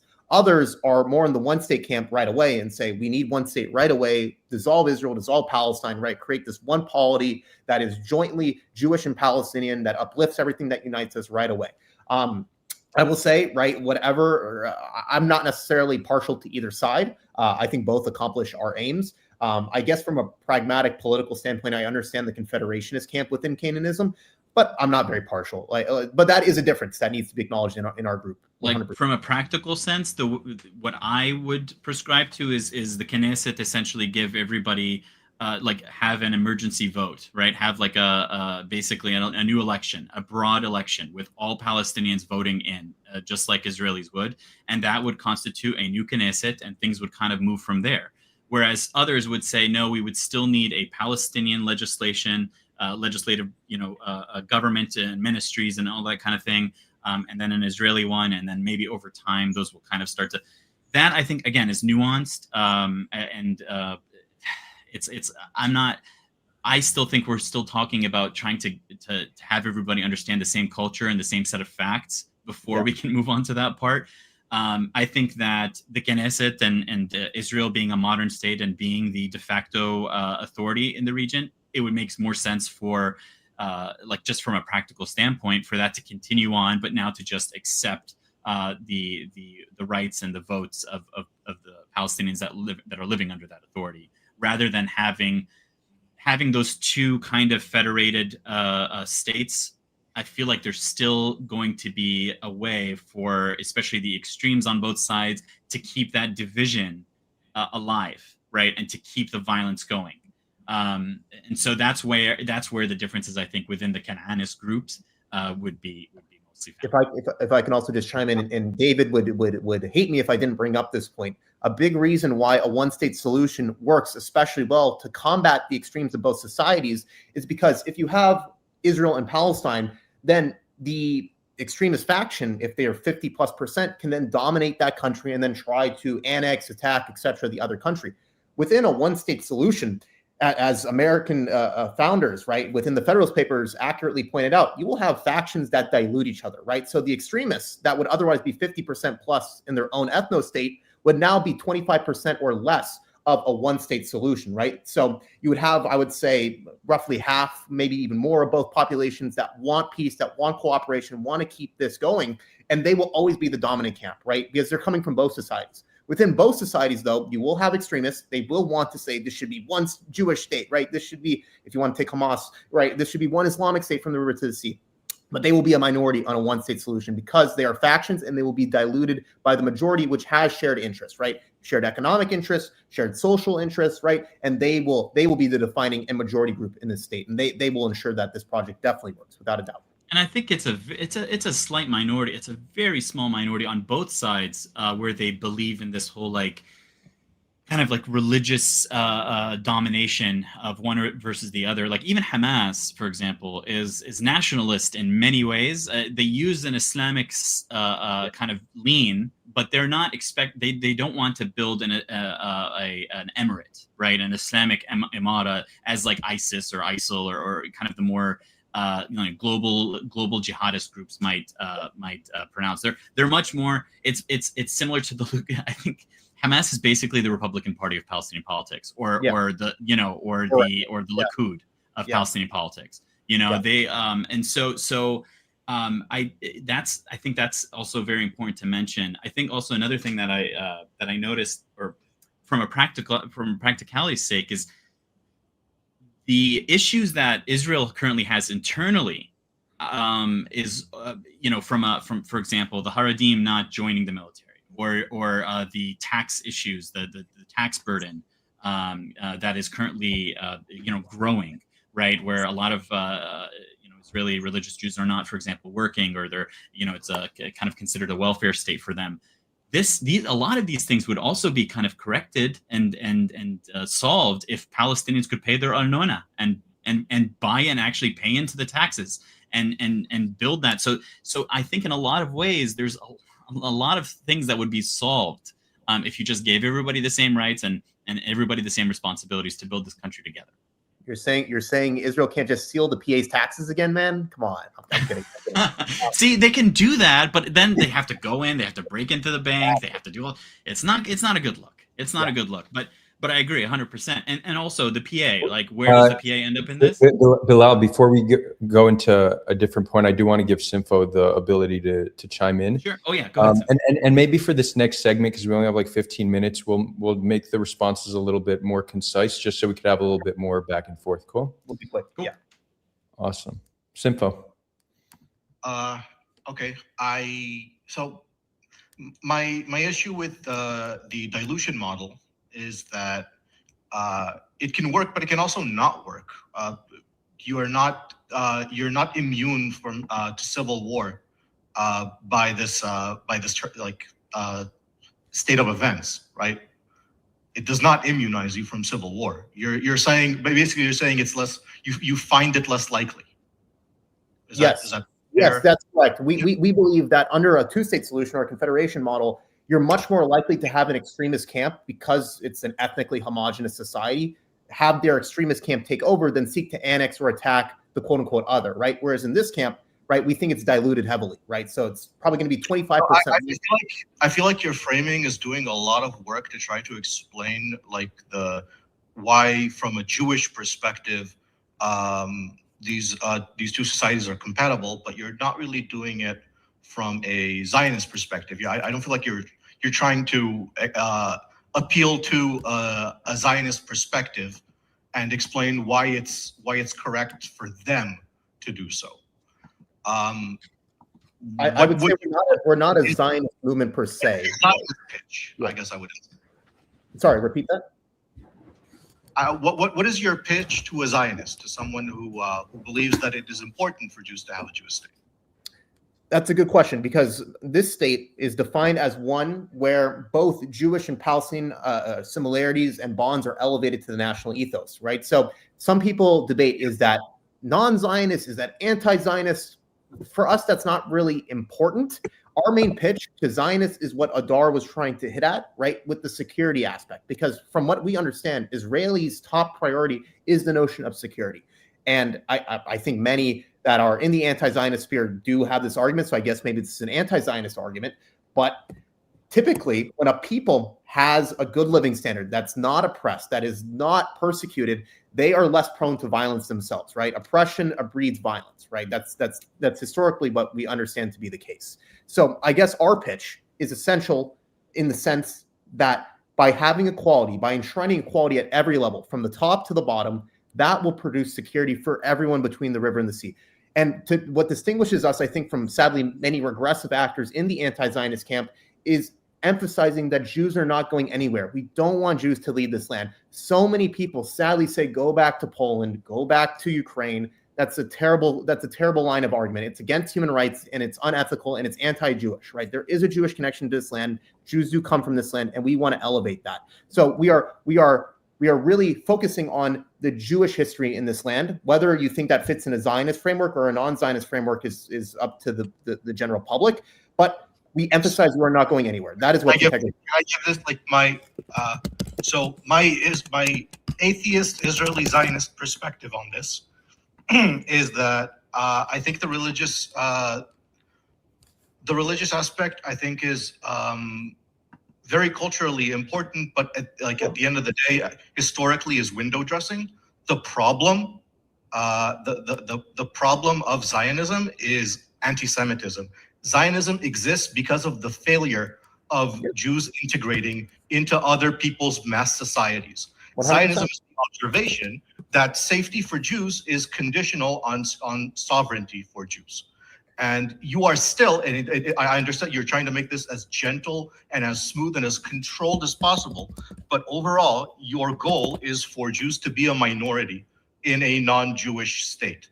And the problem is that if in, say, 30, 40 years, Australia became a relevant example, or the US, which has a growing anti-Semitic right-wing movement, decides that it doesn't want Jews anymore and it starts persecuting them, then Israel is the state that exists in order to take those people in. And once you have a Canaan, which has a minority of Jews that now have to vote on whether we're allowing more Jews to come in, suddenly it's an issue of debate. Yeah, suddenly it's the purpose for which the Israeli state was founded for is conditional on some other people's sufferance. You bring up very good points, and I want to say that I think everyone in the Canaanist camp can agree that this land should still be a safe haven for Jews and for Palestinians, right? Palestinians are also facing hate crimes in the West, right? In Chicago, there was a Palestinian boy stabbed. No matter where a Jew or Palestinian is facing a hate crime, they should have the ability to move to this land without any reservations, right? And I think that will continue under our model. But to touch on your point of Jews being a minority, me and Bilal don't think of it like that. We think of each other as one family, right? Neither really has a demographic desire to be the majority or minority. I think that's a very westernized framing, right? Because in the Jewish ethos, they were never considered Ukrainian, right? They were never considered Russian. If I can interrupt, I think trivializing that is the very Western framing. I think saying it doesn't matter whether you're the majority or not is something that makes a lot of sense when you grow up in the West. When you grow up here, and there's a clear difference between the group which is the majority and the groups which are the minorities, I think here it makes a very concrete sense to care about it. What we are saying, the reason there's that dichotomy, the reason you're seeing that difference is because of the policies that Israel instills. So I'll give you an example. Jews prior to the establishment of Israel lived just fine in Palestine. Go ahead. Sorry. No, wait. First of all, I disagree with that because this is something that you see internally in societies which are not which have nothing to do with Israel. Yeah, like in Arab societies there are majorities and minorities. Yeah, and this is like since Ottoman times, and Jews in Ottoman times. Before you gave a very rosy description of being legally a second-class citizen in Ottoman society. Yeah, and there were better times and there were worse times. The problem is when the worst times come, Jews have to take it on the chin, and they took it. I looked at this once. I think in the 18th century, across the 18th century, I think there was a pogrom in the Ottoman Empire every like 4 years on average. Yeah. And most of them were small, and none of them were big enough that they forced the Jews out. And if you do the overall average, it was better than it was in Europe, but that bar is extremely low. I think this is where. Go ahead. If I can jump in to go back to my original point, the notion that minority majority does not matter in the state, and I was going to tie this back into what I was explaining in the case of Europe, how Jews were never considered Ukrainian, how they were never considered Russian, they were always the other, is not going to be the case in the state. both Jews and Palestinians will share a national identity, right? This will be the first time truly in history where we see this actually working. That is why it doesn't matter who has the 51% over the 49%, because we are perceiving ourselves as one family. Why would I care if I understand you to be my brother, whether I have more kids than you? That should not matter in this society. That's what we are trying to instill, right? That we are one family. I understand the aspiration. I'm saying that is as an Israeli whose stake is in this, I think it's very naive, and it's very, like, in order to sell this to someone who comes from the position that Zionism saved Jewry to a large extent. Yeah, you need to do a lot more work than just say, I think everything's going to work out and we're going to be a Western-like egalitarian. Did Zionism save Jewry? Do you think Zionism why is it that all of a sudden Jews only existed in Europe? What was going on with all of the Jews all throughout the world during the time of persecution in Europe? Where did many Jews leave Europe for?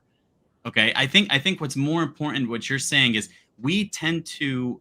This is what I was talking about when it comes to kind of the revisionism in history, that we want to forget or we want to emphasize oppression in certain situations, and then we want to de-emphasize harmony in other situations. And I think that that's a problem. What we need to look at is back at our history.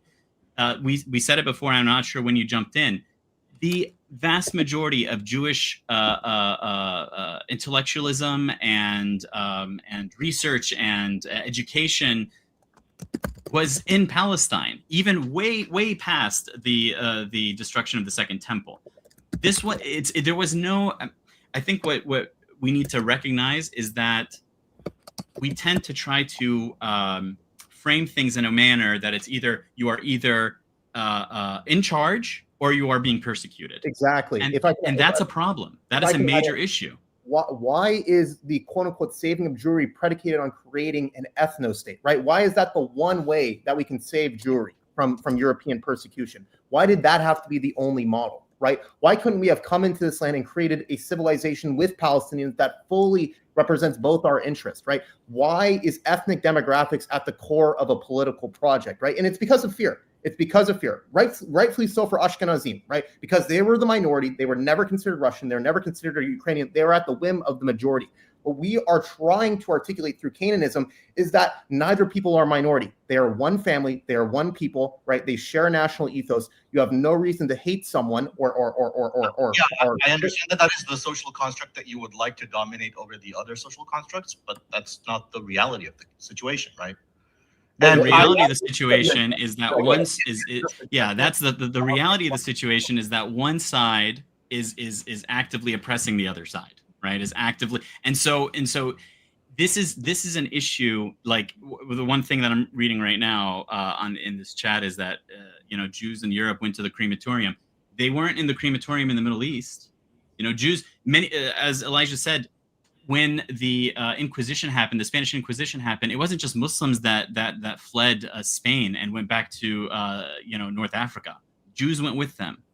This is a situation where we need to recognize and realize that our history, both Jewish and Palestinian history, by the way, and I said this, we've de-Judified our history in many ways. Palestinians have, and in the same manner, I think that Jews, especially Ashkenazi Jews, especially after post-Holocaust, we've seen that it's become an issue of like persecution and fear kind of trumps everything else, and so because of that, we're able to justify the oppression of others, and that's a big problem. Yep. No, I don't agree with that. I don't think that. We're not going to agree on everything. The thing, and this is you mentioned it yourself. You're an atheist. You're an atheist Israeli.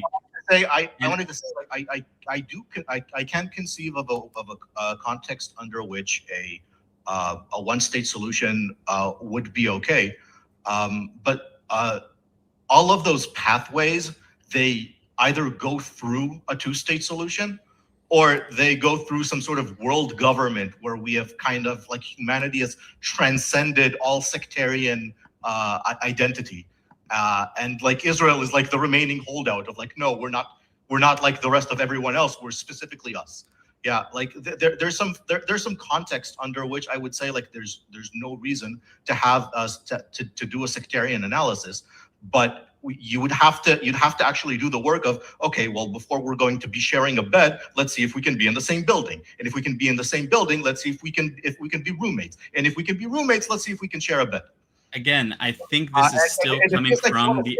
That's just saying, oh, it's okay. We just have to like define ourselves a little differently. So, do you think that like Palestinians, if they were given free access to all of Israel, that what would happen? What do you think? What would happen? Like, what is in your mind? What is the personal ambitions of every Palestinian in your head?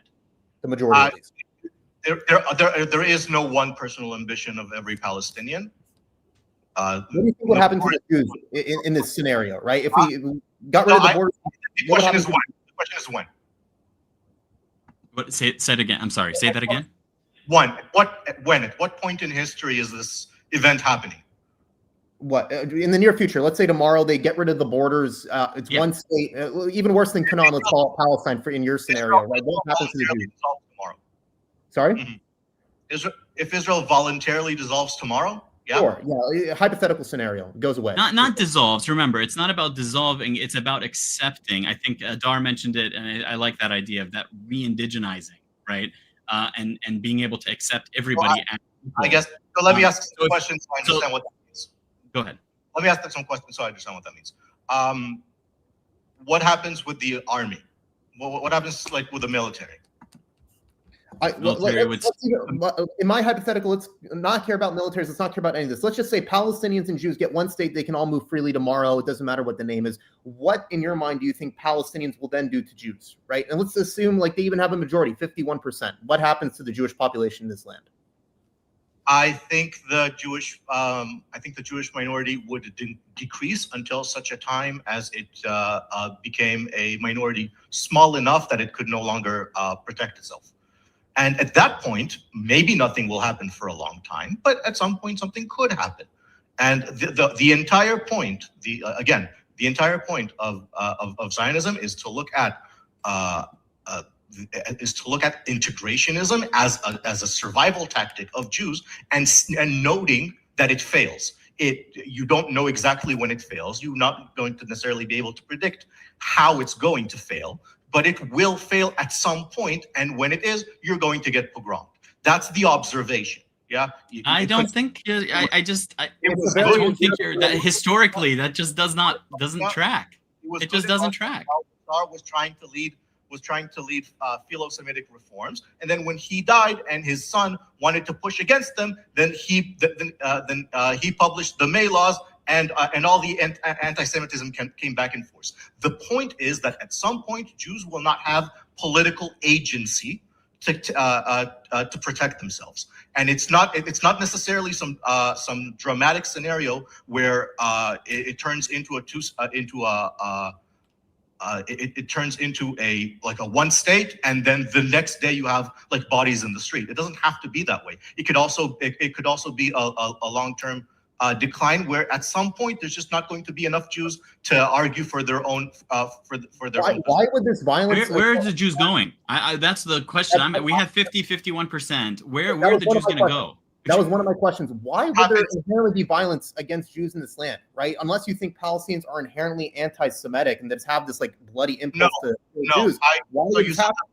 You said that before. I do not agree with the dichotomy that if you think that there can be violence, then that violence must be from some genetic assumption. You kind of framed that dichotomy before, and I reject it. Then where is it coming? I don't think it's necessary. Well, where does it come from then? If everybody's treated equally and fairly, where would this violence, where would this hatred come from? Historical disagreements. It comes from political historical disagreements. It comes from. And if you have a representative legislation in a government that represents everybody equally and in a fair representative manner, why Like, okay, how there's strong are- lots of countries that are multicultural, that Yeah. have multicultural Yeah, legislations. Very true. Where, like, how why strong are- is it different? Why do only Jews need an ethno-state for security? Like, why is this a very Jewish-specific issue? It's I didn't make the argument that specifically non-Jews. I did make the argument that I do make is that Israel is specifically, unlike other countries, Israel specifically was formed in order to provide a diaspora a national home. Specifically, other countries were not founded for that purpose. But again, you do why know that don't we- Jews why- did move to Palestine in the old Yishuv without an establishment of a state, correct? Yeah, but I also know that when Palestinians were angry at the new Yishuv people coming in, they massacred some Jews from the old Yishuv. Whether you're like the point is, and again, this is I'm not saying that as an indictment of all Palestinians or the entire. You're talking about during the time where the British were in control, where both Jews and Palestinians did not have the authority or the capability to be able to protect themselves. That it was the British that were holding this and that actually kept these two identities apart on purpose. Let's work through the 1929 example, right? Let's work through that real quick. Let's work through it because it's very indicative of, I think, this situation, right? In 1929, there were many Jews that were saying, we want a Jewish state. Many Palestinians took that to mean it's going to come at the expense of my liberties, right? And then Palestinians in Hebron then massacred Jews because of Hashim al-Husseini riling them up, right? And the British were as well. And they were afraid. And Jews took that as a pogrom, right? They're like, oh shit, this is what happened to my family in Ukraine, in Russia. And then they got even more defensive and even more antagonistic in response against Palestinians, which further fueled Zionism, that you need this ethno-state to protect. It's a self-fulfilling prophecy. And I don't know how relevant this is to the argument at large. Just I'm curious. Because you're saying this is what would happen in a one-state solution. Like, sorry? How do you understand a pogrom? Like, what is a pogrom? Systematic violence against Jews. Isn't that what it is? Is that not what you think the pogrom is? I would agree with that. It's just that you described that as not a pogrom. So Well, it's actually, I think what makes a pogrom unique is that it's not systematic in the sense that it comes from the people, but it's systematic in the sense that the police kind of step down and allow it to and the Tsar promoted in Russia. That's what's made it very unique. The Tsar gave happen. That's a consistent feature. The more you talk about it, the more strings start to fall apart off of it, right? Because it's the whole idea, the whole mentality is that Jews are the eternal victims and that need to be protected, and basically because everybody else wants to kill them. I think and what I'm telling you is that historically speaking, factually speaking, historically speaking, for the vast majority of history in the Middle East, that was not the case. Granted, there are times, not just Jews, Druze, Shia, Sunnis, Christians, everybody at some point was pogromed. Right? Not just the Jews. What we're seeing in Israel is the end times of apartheid South Africa. A people not willing to give up their rights at the expense of another people. Just as white South Africans, Afrikaners, refused to give up their rights, which were superseding in other people's in favor of equality, there was an impetus against that. That's what we're seeing in Israel. One people has all the rights between the river and the sea, and another people are repressed. They don't have any basic human right that they should have, especially in Gaza, but also in the West Bank. So I want to reject the analogy, but so the question is, do you think that concern for persecution of Jews is equivalent to concern for persecution of whites in South Africa? All human rights should be enshrined as equal. Anyone who is persecuted, regardless of their race, ethnicity, religion. Right? I'm asking if there's a similar. There is no persecution of whites, right? If you're talking about Trump in South Africa right now, that's bullshit. Trump is lying. There is no genocide against whites in South Africa. That is a lie, right? If there were, right, if there were anti-white persecution, I would be against that. It just doesn't exist. I'm not sure you understood what I'm asking. The thing that I'm asking is, do you think that there is an equal level of concern for violence against Jews as there is for violence against whites? Do you think that these are equally materially valid concerns? Where is this? Let me just want to chime in. There is more concern for violence against Jews than any other country, any other nation on earth. Okay, I don't think that's.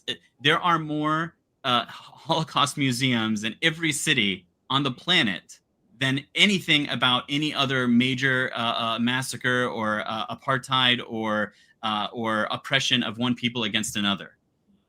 So I don't think it's a lack of I don't think it's a lack of Wait, concern. Simple. Just let him finish. Let him finish his point. Okay, But give us one example where there is systematic oppression against people on the basis of their white skin. Point to one example. I'm not saying that there is. Your question. And why would we care about it? I think you're just thinking of the theoretical. I think that just to because I want to just I understand where you're coming from. That we will stand up for them. That is our mantra, right? It doesn't matter. Yeah. I think this is exactly the point that we were talking about earlier, Adar. This is the issue that actually Zionism, like, I think we said it, that the issue with Canaanism is not going to be with religious Jews. The issue with Canaanism is I think people transfer, they've basically substituted their Jewish identity for a Zionist identity. Yeah. Okay. And so that's the identity that's really threatened, because that identity is predicated upon the fact that everybody else wants to hurt them, and that they need to have authority and they need to have complete control. I'm sorry. Bilal, wait. That is a caricature. That is a caricature. Well, you can call it a caricature, but what I'm saying is this is not just this is something that is written. This is something that is established, and the best way to put it, the best way to look at it, is the Jewish National Home Law of 2018. If you really need to look at it in any other way, just read that law and tell me what you think. One of the distinguishing characteristics between Zionist Jews and anti-Zionist Jews is our understanding of our persecution. The Zionist camp thinks because we have suffered more than anyone else, that gives us a slate to do anything at the expense of another people for our own security. The other side, anti-Zionist Jews, believe because of our persecution, we should have empathy for all oppressed people, right? That is the predication of anti-Zionism, right? That everyone, no matter the oppressed, deserves to have life, liberty, pursuit of happiness, American values, right? That is what is core to us. That is what we are articulating right here in Canaanism. Please, you think it's a good faith statement of the Zionist position that a Zionist believes that Jews are allowed to oppress other people because they've earned the right? No, that's not. I think it's in the Jewish community. I think many people believe because they have suffered more than anyone else, they now have a right to be devoid of criticism for no matter whatever action they do in the West Bank. They justify it. I don't think that they just have blanket carte blanche. I think you're strawmanning, and specifically the way that you're strawmanning is that you are condensing the entire sphere of Zionist thought down to basically Kahanists. No, that is a mainstream American sentiment. I went to synagogues growing up encountering this perspective every day. That is not a rare sentiment. They believe because of what their ancestors went through that no one we were talking about Israel. Israel's even worse. I rarely get into a debate with Israelis where they can't go back and talk about pogroms, about the Holocaust, to justify their oppression of the Palestinian people. It's a justification. I just wanted to say it's a justification. It's not carte blanche violence for everybody for no reason whatsoever. That we can just commit violence because we've been persecuted. It's a justification for violence. Well, this is it's sad. It's a tragedy, but we have to do it. Otherwise, they're going to kill us. I would agree with what Bilal said, that it's not framed, and Simple, tell me if you agree, because I think the framing might make the difference. It's not framed as we now have the right to do XYZ. It's if XYZ keeps us safe, that's a worthy cost. If we need to oppress them for our security, then we will continue to oppress them. Now, we don't use the word oppress, but it's our security apparatus as is oppressive towards them. And we have no issue with it because we believe it's the best option we have. Yeah, the by and large, the Zionist secular position has consistently been that Israel will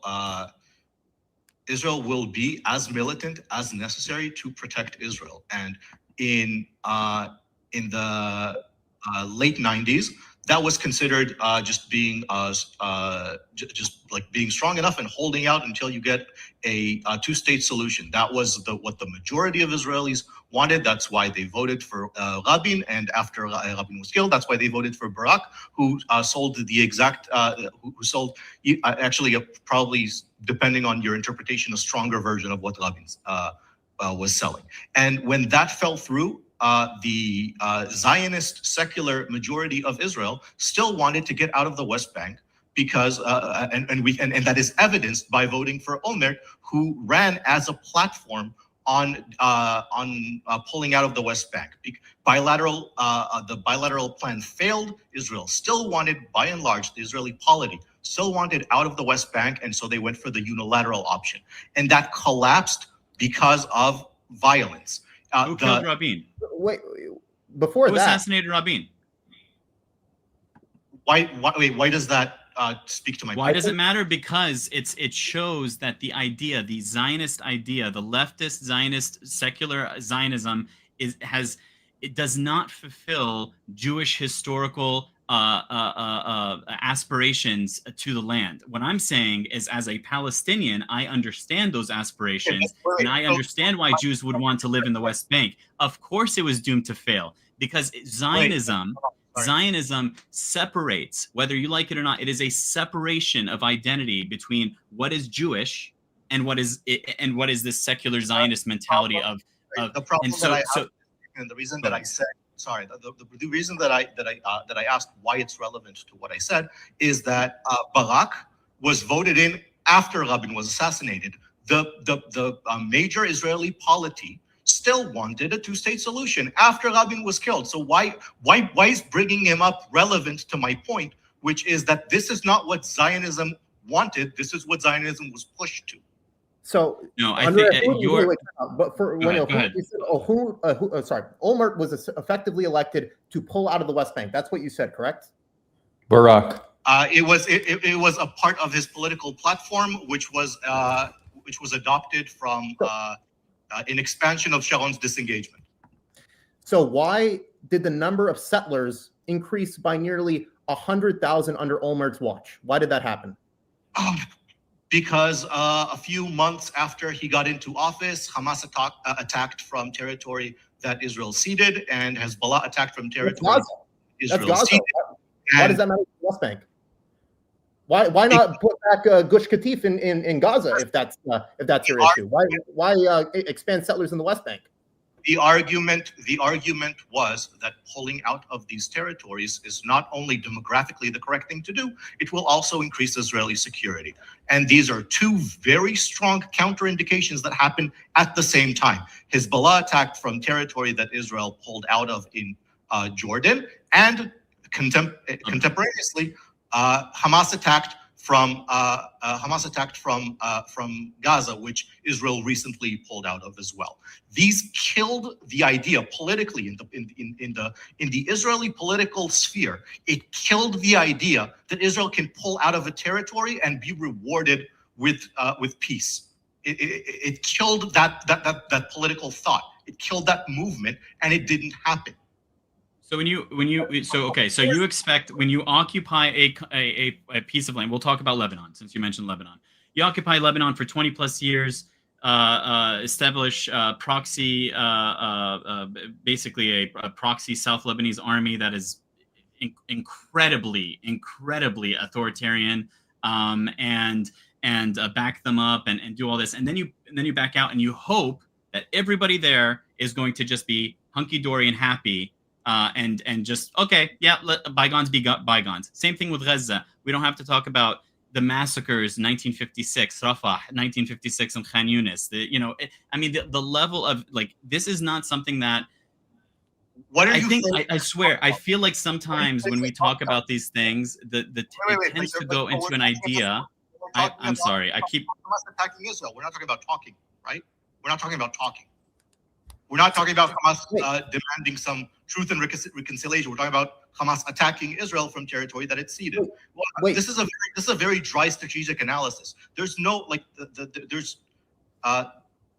there's no way to sell politically. You can't strategically analyze anything without if you're only looking at it from one decision, one action made. You have to look at the entire picture. This is, this tends to be, again, we're doing this, Exactly. and that's another thing you mentioned is civilian settlements. When you add civilians, you put so your response to attacks is to add more civilians it's basically human shields, is what you're saying. You're establishing more civilians in an area as a method to be more safe. Wait, just a quick. I am against settlement. I'm a two-state solutionist. I guess that we can take it to be a generic hue. Yeah, it's not my position. But at the same time, and I was going to get to this, under Rabin, from 1992 to 1996, the settler population in the West Bank increased 100% during Oslo, right? Okay. Under the guy who basically said, I want a two-state solution, yet Arafat is condemned as the one who could not be a normal party to peace, right? Under Barak, same story. The settler population increased under the claim that he would pull it back. You can go back to Olmert and say, oh, then Hamas took power, and then they started lobbing rockets, so we had to increase facts on the ground. What are those facts on the ground? They're not making those people safer. They're putting them in harm's way, as Bilal said. It can only be because you're never really authentically wanted a two-state solution, at least not one that was fair to Palestinians. You wanted to annex, if not all the territory, then significant territory in the West. Not to mention, Elijah, you have two sides. The internal Israeli politics is fragmented because of this specific issue, right? You have religious Zionists that want to live in Judea and Samaria. They want to live there.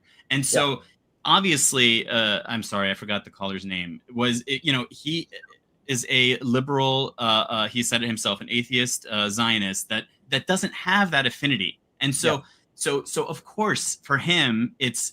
But this is the internal issue that it will always continue happening because there is a clear designation, a clear difference between Zionist aspirations and Jewish aspirations in the land. We're agreeing. We are agreeing on this, and this is kind of why I'm framing this conversation around security, because the people that you are talking about, for what it's like, the Kahanists, the people that have a zealous drive for settling in the West Bank. These people have always existed. Yeah, they existed when Israel was attempting to negotiate to pull out of the West Bank. They also existed when Israel voted to pull out of the West Bank unilaterally. They also existed. These are not the main. These are not the center of mass in the. It's a very small minority. Sure, but at the same time, you're framing these people. The center of mass of the Israeli political sphere are the people that did want to that were definitionally not expansionists. They wanted to pull out of these territories, but were convinced not to by reality on the ground, not by anything these religious people did. But reality on the ground. You're saying that Zionism is the establishment of a Jewish homeland, right?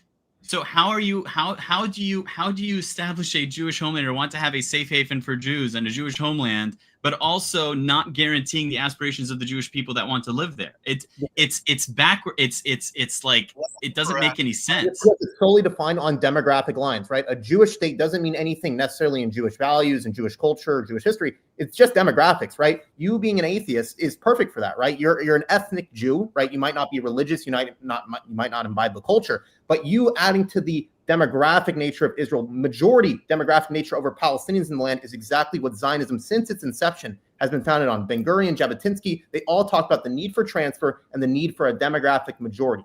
Do you agree with that? And when the demographics were not there, they imported after the fall of the Soviet Union a bunch of Russians that were not even Jewish, right? So like it's not even, you know what I'm saying? So like there's a lot of this that just doesn't jive. That's the thing that we're recognizing here, is that all of this is just bullshit. There's a lot of this just does not make sense. Wait, I'm sorry. These people that were not even Jewish, by what standard were they not even Jewish? They were like at best 25%. They were like at best 25%. They had not practicing. They are not. They did not culturally or religiously identify with Judaism or Jewish culture.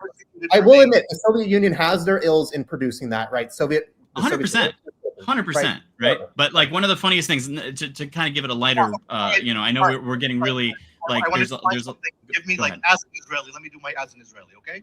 As an Israeli, the thing that defines being Jewish is whether somebody is going to kill you for being Jewish. It doesn't matter if you're secular. It doesn't matter how well integrated you are. It doesn't matter if you speak Hebrew or not speak Hebrew. If somebody is oppressing you because you're Jewish, you are Jewish, and you can flee to Israel. That's what Israel is for. It's not about who your mom is. So you agree that your definition is fundamentally against what Judaism says? I don't. Yeah. Yeah, I don't. You're I think. Wait. I can clarify. Yeah. Judaism is a social construct, and there are different social constructs in different Every contexts. religion is. Yeah.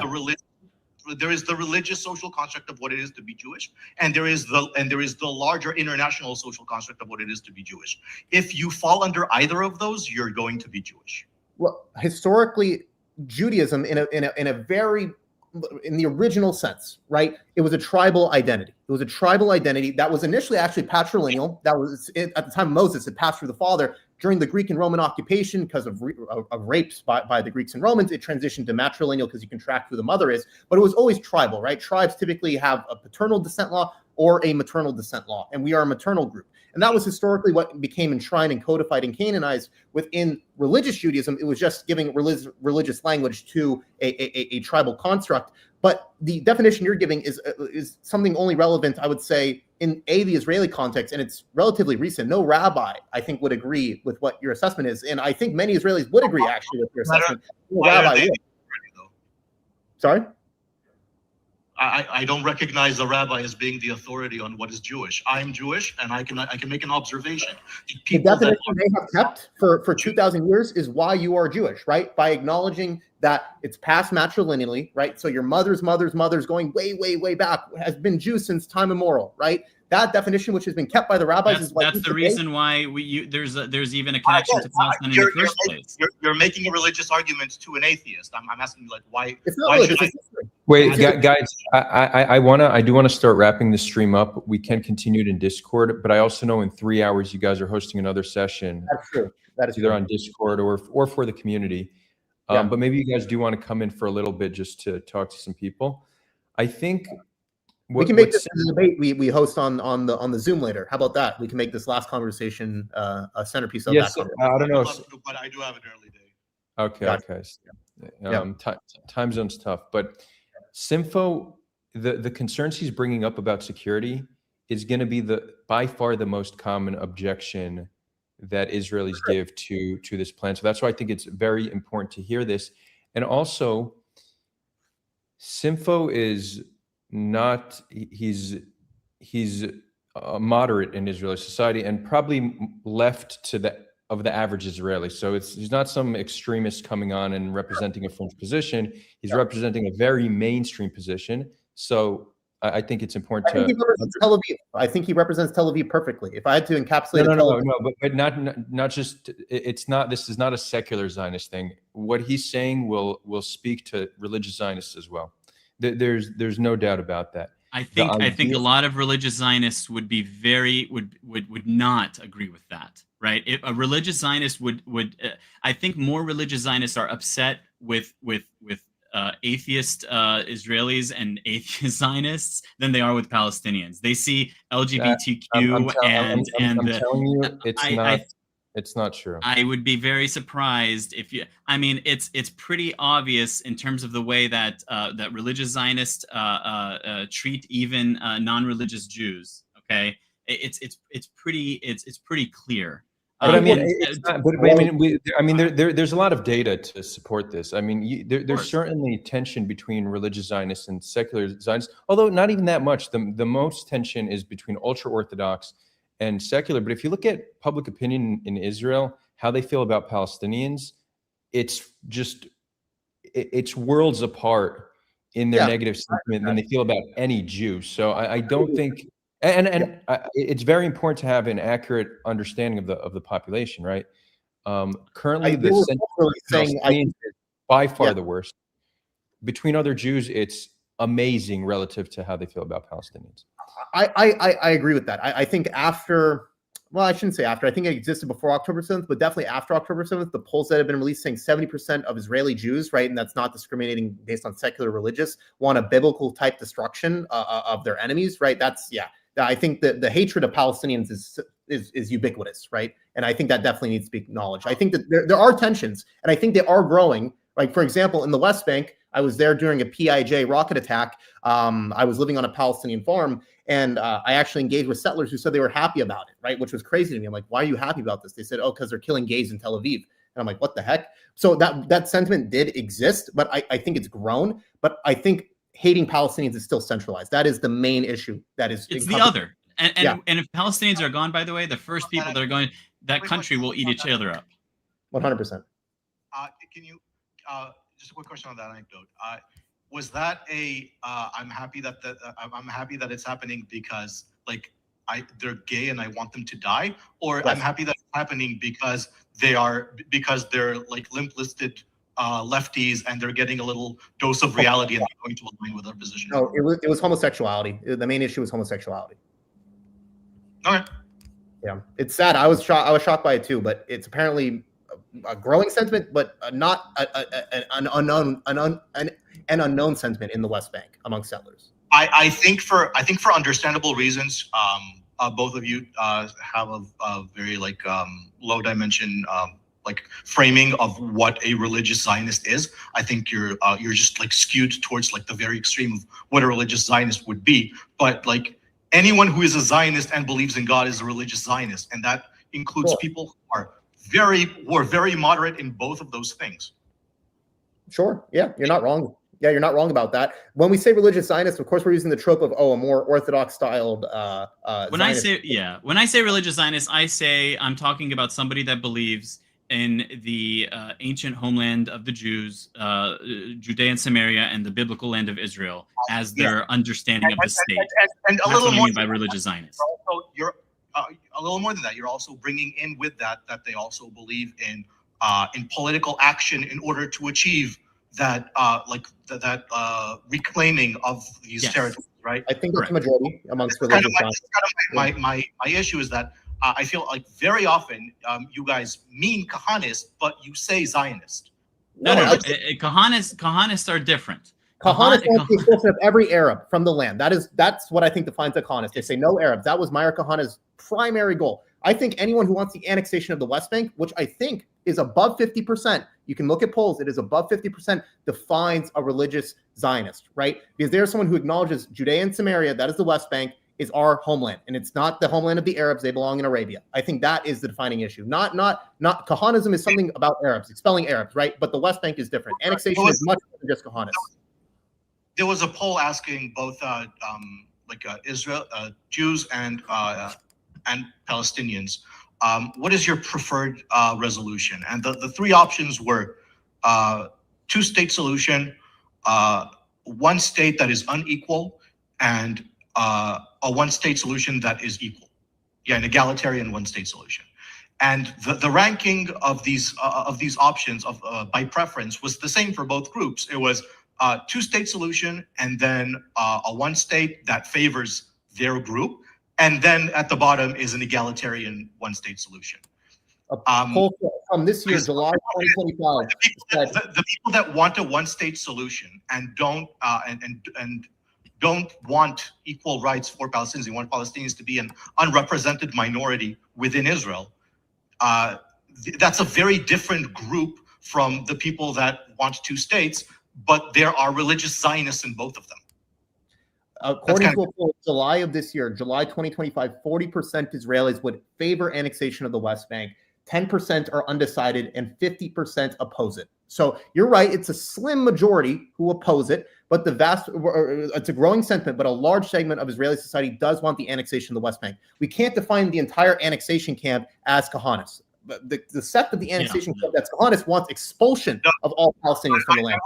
I would make a slightly more refined point that the reason that like we agree that this number grew, right? The number of people that want to annex the West Bank grew, right? Mm-hmm. Sure. Yeah, it was smaller in the past. The reason that number grew is not because there are now more more fanatic religious fanatics. revivalists.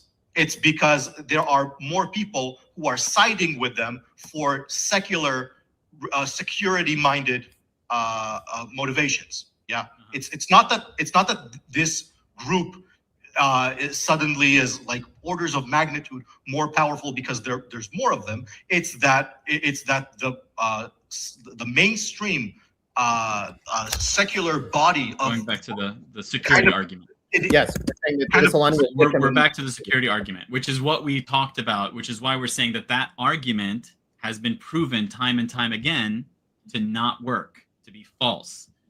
Oppression of a group of people is never going to give you more security. There's more Jews that are killed in Israel, I think now, or there's more. I don't know the stats, but we'll say I think we can all agree to some degree that a Jew in Israel has there's more chance for political violence against him than in any other place in the world. Would we agree to that? And I think you would also agree in the assessment that adding settlers and settlements to the West Bank, what is the main purpose from a security perspective? It decreases Palestinian contiguity, right? It decreases their freedom of movement, so it makes it harder to do an attack, right? But I think you would agree with that is the assessment of the secular Zionists, right? Of the secular Zionists who's siding with annexation, let's put it that way. Or not siding with annexation, but increasing settlements for security reasons. The assessment of the the assessment of the pro-annexation security position is that there is no constellation of events under which Israel can survive safely without having sovereignty over that territory. Yeah, and there is also absolutely no chance of any sort of reconciliation. These are the two elements that make up that position. And so at that point, if even the secular camp, right, is siding with that camp, a lot of these camps are agreeing that you just can't have a Palestinian state, right? I think, like, if you're going to say two-state solution, but at the same time say this is important for our security, that's a contradiction to a large degree. And I think a vast majority of Israeli society does not believe in any Palestinian sovereignty. It wasn't a contradiction in 2008. It became a contradiction. Mm-hmm. Sorry, 2006. It was turned into a contradiction. It wasn't like I said. There was a large alignment between being Zionist and wanting to pull out of the West Bank in 2006, and that shifted. And if you don't address the material reasons why that shift happened, then you're not going to convince any Zionist. You're only going to agree with people that already agree with you. I think the one thing that you need to consider is what Elijah already said. If you're saying that was the majority view, and you're saying that Israel is a democratic state that represents that majority view, then why did settlement expansion explode in the 90s and as early as, well, technically as early as 67, 68?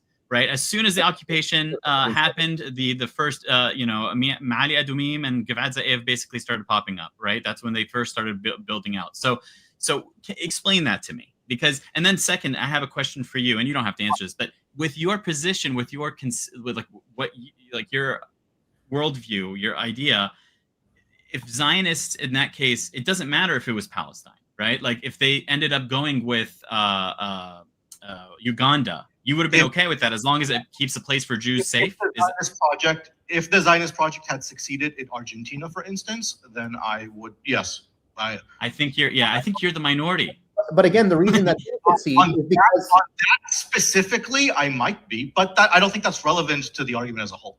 But it is because at the Jews deep as Israel, the reason. All right, guys, let's do closing statements. I love that you guys want to keep going and there's energy. We'll just need to leave round 2 till next time. Yep. Okay. But I think this has been an insightful conversation for many. Yeah, very productive. Right? Maybe Simfa, we'll since you're our guest, Simfa, share final words, and then we'll give it over to Bilal and Elijah. Yeah. Okay. Maybe one thing that I wanted to address is, before you asked the question of where is there more violence against Jews? So I think the problem with this test is that it doesn't really check where are there Jews. Europe became very tolerant of Jews after all the Jews left it. it's a very easy win to say that anti-Semitism is very low in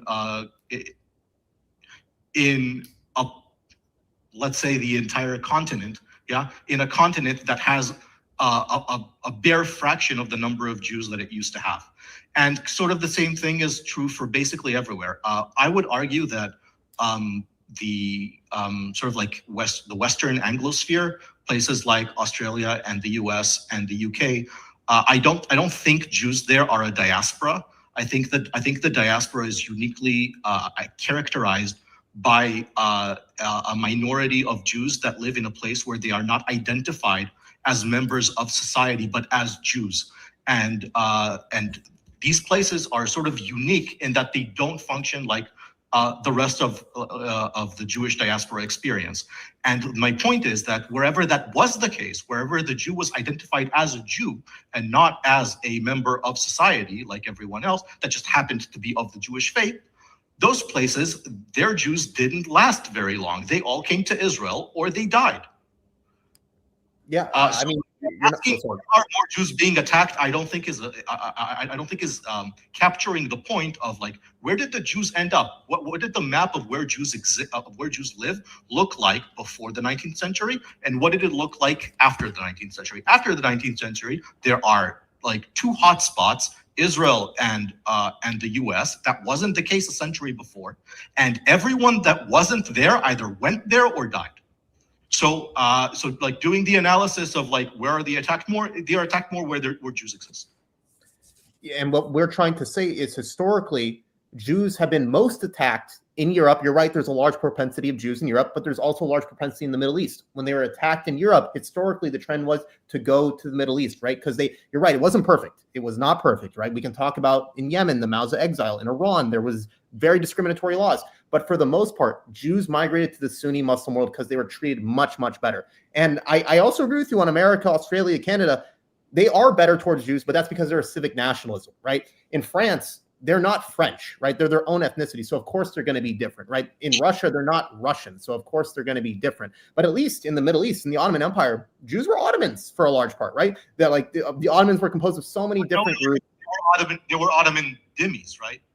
No, my family was a full Ottoman citizen. We had an Ottoman passport. We were Ottomans, right? We were in Ottoman Anatolia and the Balkans and Syria, right? We were like, sure, it's an Islamic history nerd is coming out, but like dhimmi status is basically a tax is basically taxes. You know, I'm going to be fully honest with you. My family would joke and say we didn't have to fight in the army, and we had a 2% tax. That's it. Like that's such a win-win. Like what the heck?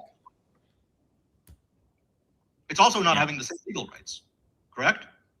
What are these different legal rights? Typically, legal rights in the Ottoman Empire was every group has their own court. The Jews had their court, was called halakha. The Muslims had Sharia courts. And then internally, if there was a conflict, like their own internal courts would flesh it out. If there's a cross-communal dispute, the Ottomans would deal with it. Yes, sorry? But a Jew, that would be for internal sectarian affairs. Yes, if there's a cross-communal dispute, the Ottomans would come in and deal with it typically. It's also the case that by and large, throughout the existence of the Ottoman Empire, Jews could not testify in court against a Muslim. That's also the case. And there were some times where there was. I'm not sure that's correct. I don't think that's correct. In the Ottoman Empire, Jews in the Ottoman Empire were part of the many of them were court appointed. Many of them were part of the royal court and the Sultan's court. I mean, this is where the historical, and this is not something that we're going to be able to like fact check on the go, but I would recommend that maybe you should look into the way that Jews were treated in the Middle East, especially during the Ottoman times. Really, the only time that Jews were really persecuted against was by what they call him, the Mad Sultan from Cairo during the Mamluk period.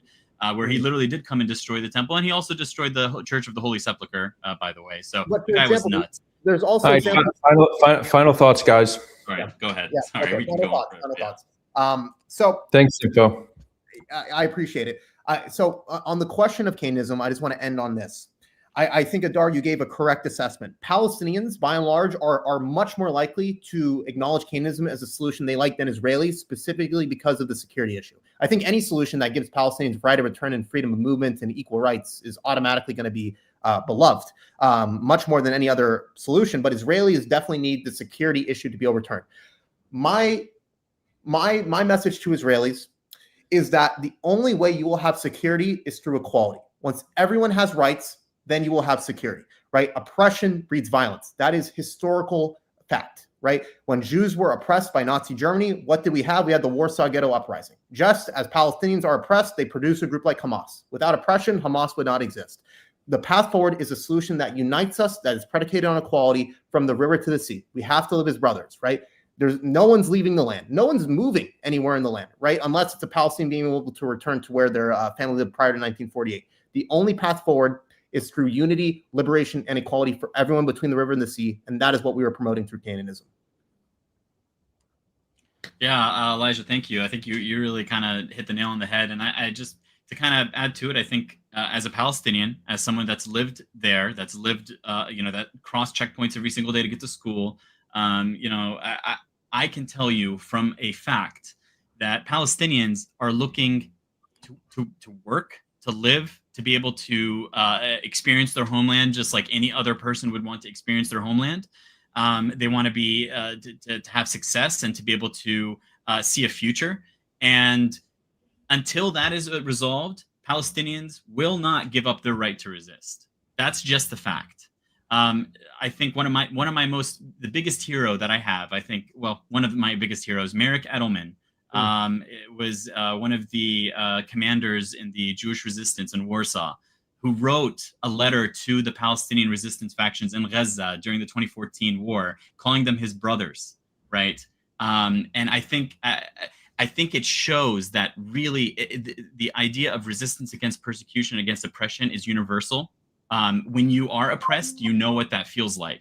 And I think that the fear that you have, or that other Israelis may have, is probably the same fear that white Americans had during segregation or desegregation. It's basically the same fear that any privileged group of people would have when they feel that they're going to lose some of that privilege. And that's what we need to get rid of. That's what we need to just accept. That you are not losing any rights by giving others equality. In fact, you are helping yourself through the security lens, right? But you are not losing, quote unquote, privilege. Yes, it's no longer Jewish supremacy, right? It's equality, but you have all the same rights you had before, right? Another people just also has those rights. That's all we are advocating for. And wow, 2 hours. Where can people? Yeah. Time flies when you're having fun. Yeah. How can people connect with you guys and find you? I'll put a link in the description. Send me whatever links you want, and we'll add that to the description. Yeah. Just quickly, if you go on Instagram, we have an Instagram called Canaanist_movement, and that's where you can find us. We post clips there. We post our political platform. DM us, engage with us, and we'll be happy to respond. We have a Substack as well, which is great, and we should really be writing more in that. But yes, I think that those are two big things. I'm on Instagram as well. You can find me through there too. And I work in cybersecurity. If anybody's interested in talking about cyber stuff too, or whatever else, to humanize each other, let me know. I'm all up for it. Let's do it. Awesome. Thank you, guys. And in a few hours, are you all hosting it on Discord or on Zoom tonight? I think on Zoom. We have a conversation probably between 5 Palestinians and hopefully 5 Israelis. Maybe we'll discuss the same things that were a point of tension in the latter portion of tonight's conversation, but we'll be doing that there on Zoom. Please join us. That'll be amazing. And we'll advertise it in Discord. I dropped the link to the Discord for those who want to join. There will likely be a continuation of this conversation on Discord. I know Elijah and Bilal, both be there. You guys are heading out, right? You guys want to rest a little bit before the next session? We'll take a little break before that. Bilal won't be there, but we do have a good crew on Discord that I imagine will continue the conversation. So if you want to join, I dropped the link. And yeah, thank you all for tuning in. Elijah, Bilal, thanks for the time coming with this clear vision, and hopefully we can progress to a better future. Inshallah, B'ezrat Hashem. Thank you for hosting us, man. It means the world, and keep up the good work in the West Bank. We love you for that. And if you're not checking out Adar's work with Protective Presence, go give him some props on his Instagram. He's doing great work. Thank you. I appreciate that. Thanks, guys. Much love. Peace. Masalama. Bye. Okay, we'll wrap up the stream in just like 2 minutes or so. What do I have coming up? So Thursday, we're gonna do another stream. Gershon Baskin is joining. Gershon Baskin is Israeli peace activist and one of the negotiators of the Gilad Shalit deal with Hamas. He has direct line of communication with Hamas. So that should be an interesting conversation. Last time I had him on was like years ago, so that'll be on Thursday. Let's see. Is there any questions? Lucid, I see you. How you're making a lot of points here. Join a future stream, and I'm happy to address every single one of these points. With pleasure, my guy. With pleasure. Cool. Discord. What do you guys want to do? You guys want to keep the combo going? Should we create a room?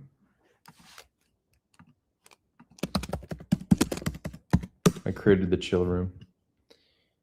If anybody wants to go in the chill room, hop in there. All right, those viewing the live stream, thanks for tuning in. Much love from the Western Galilee in the beautiful land of Israel and Palestine. Till next time, friends.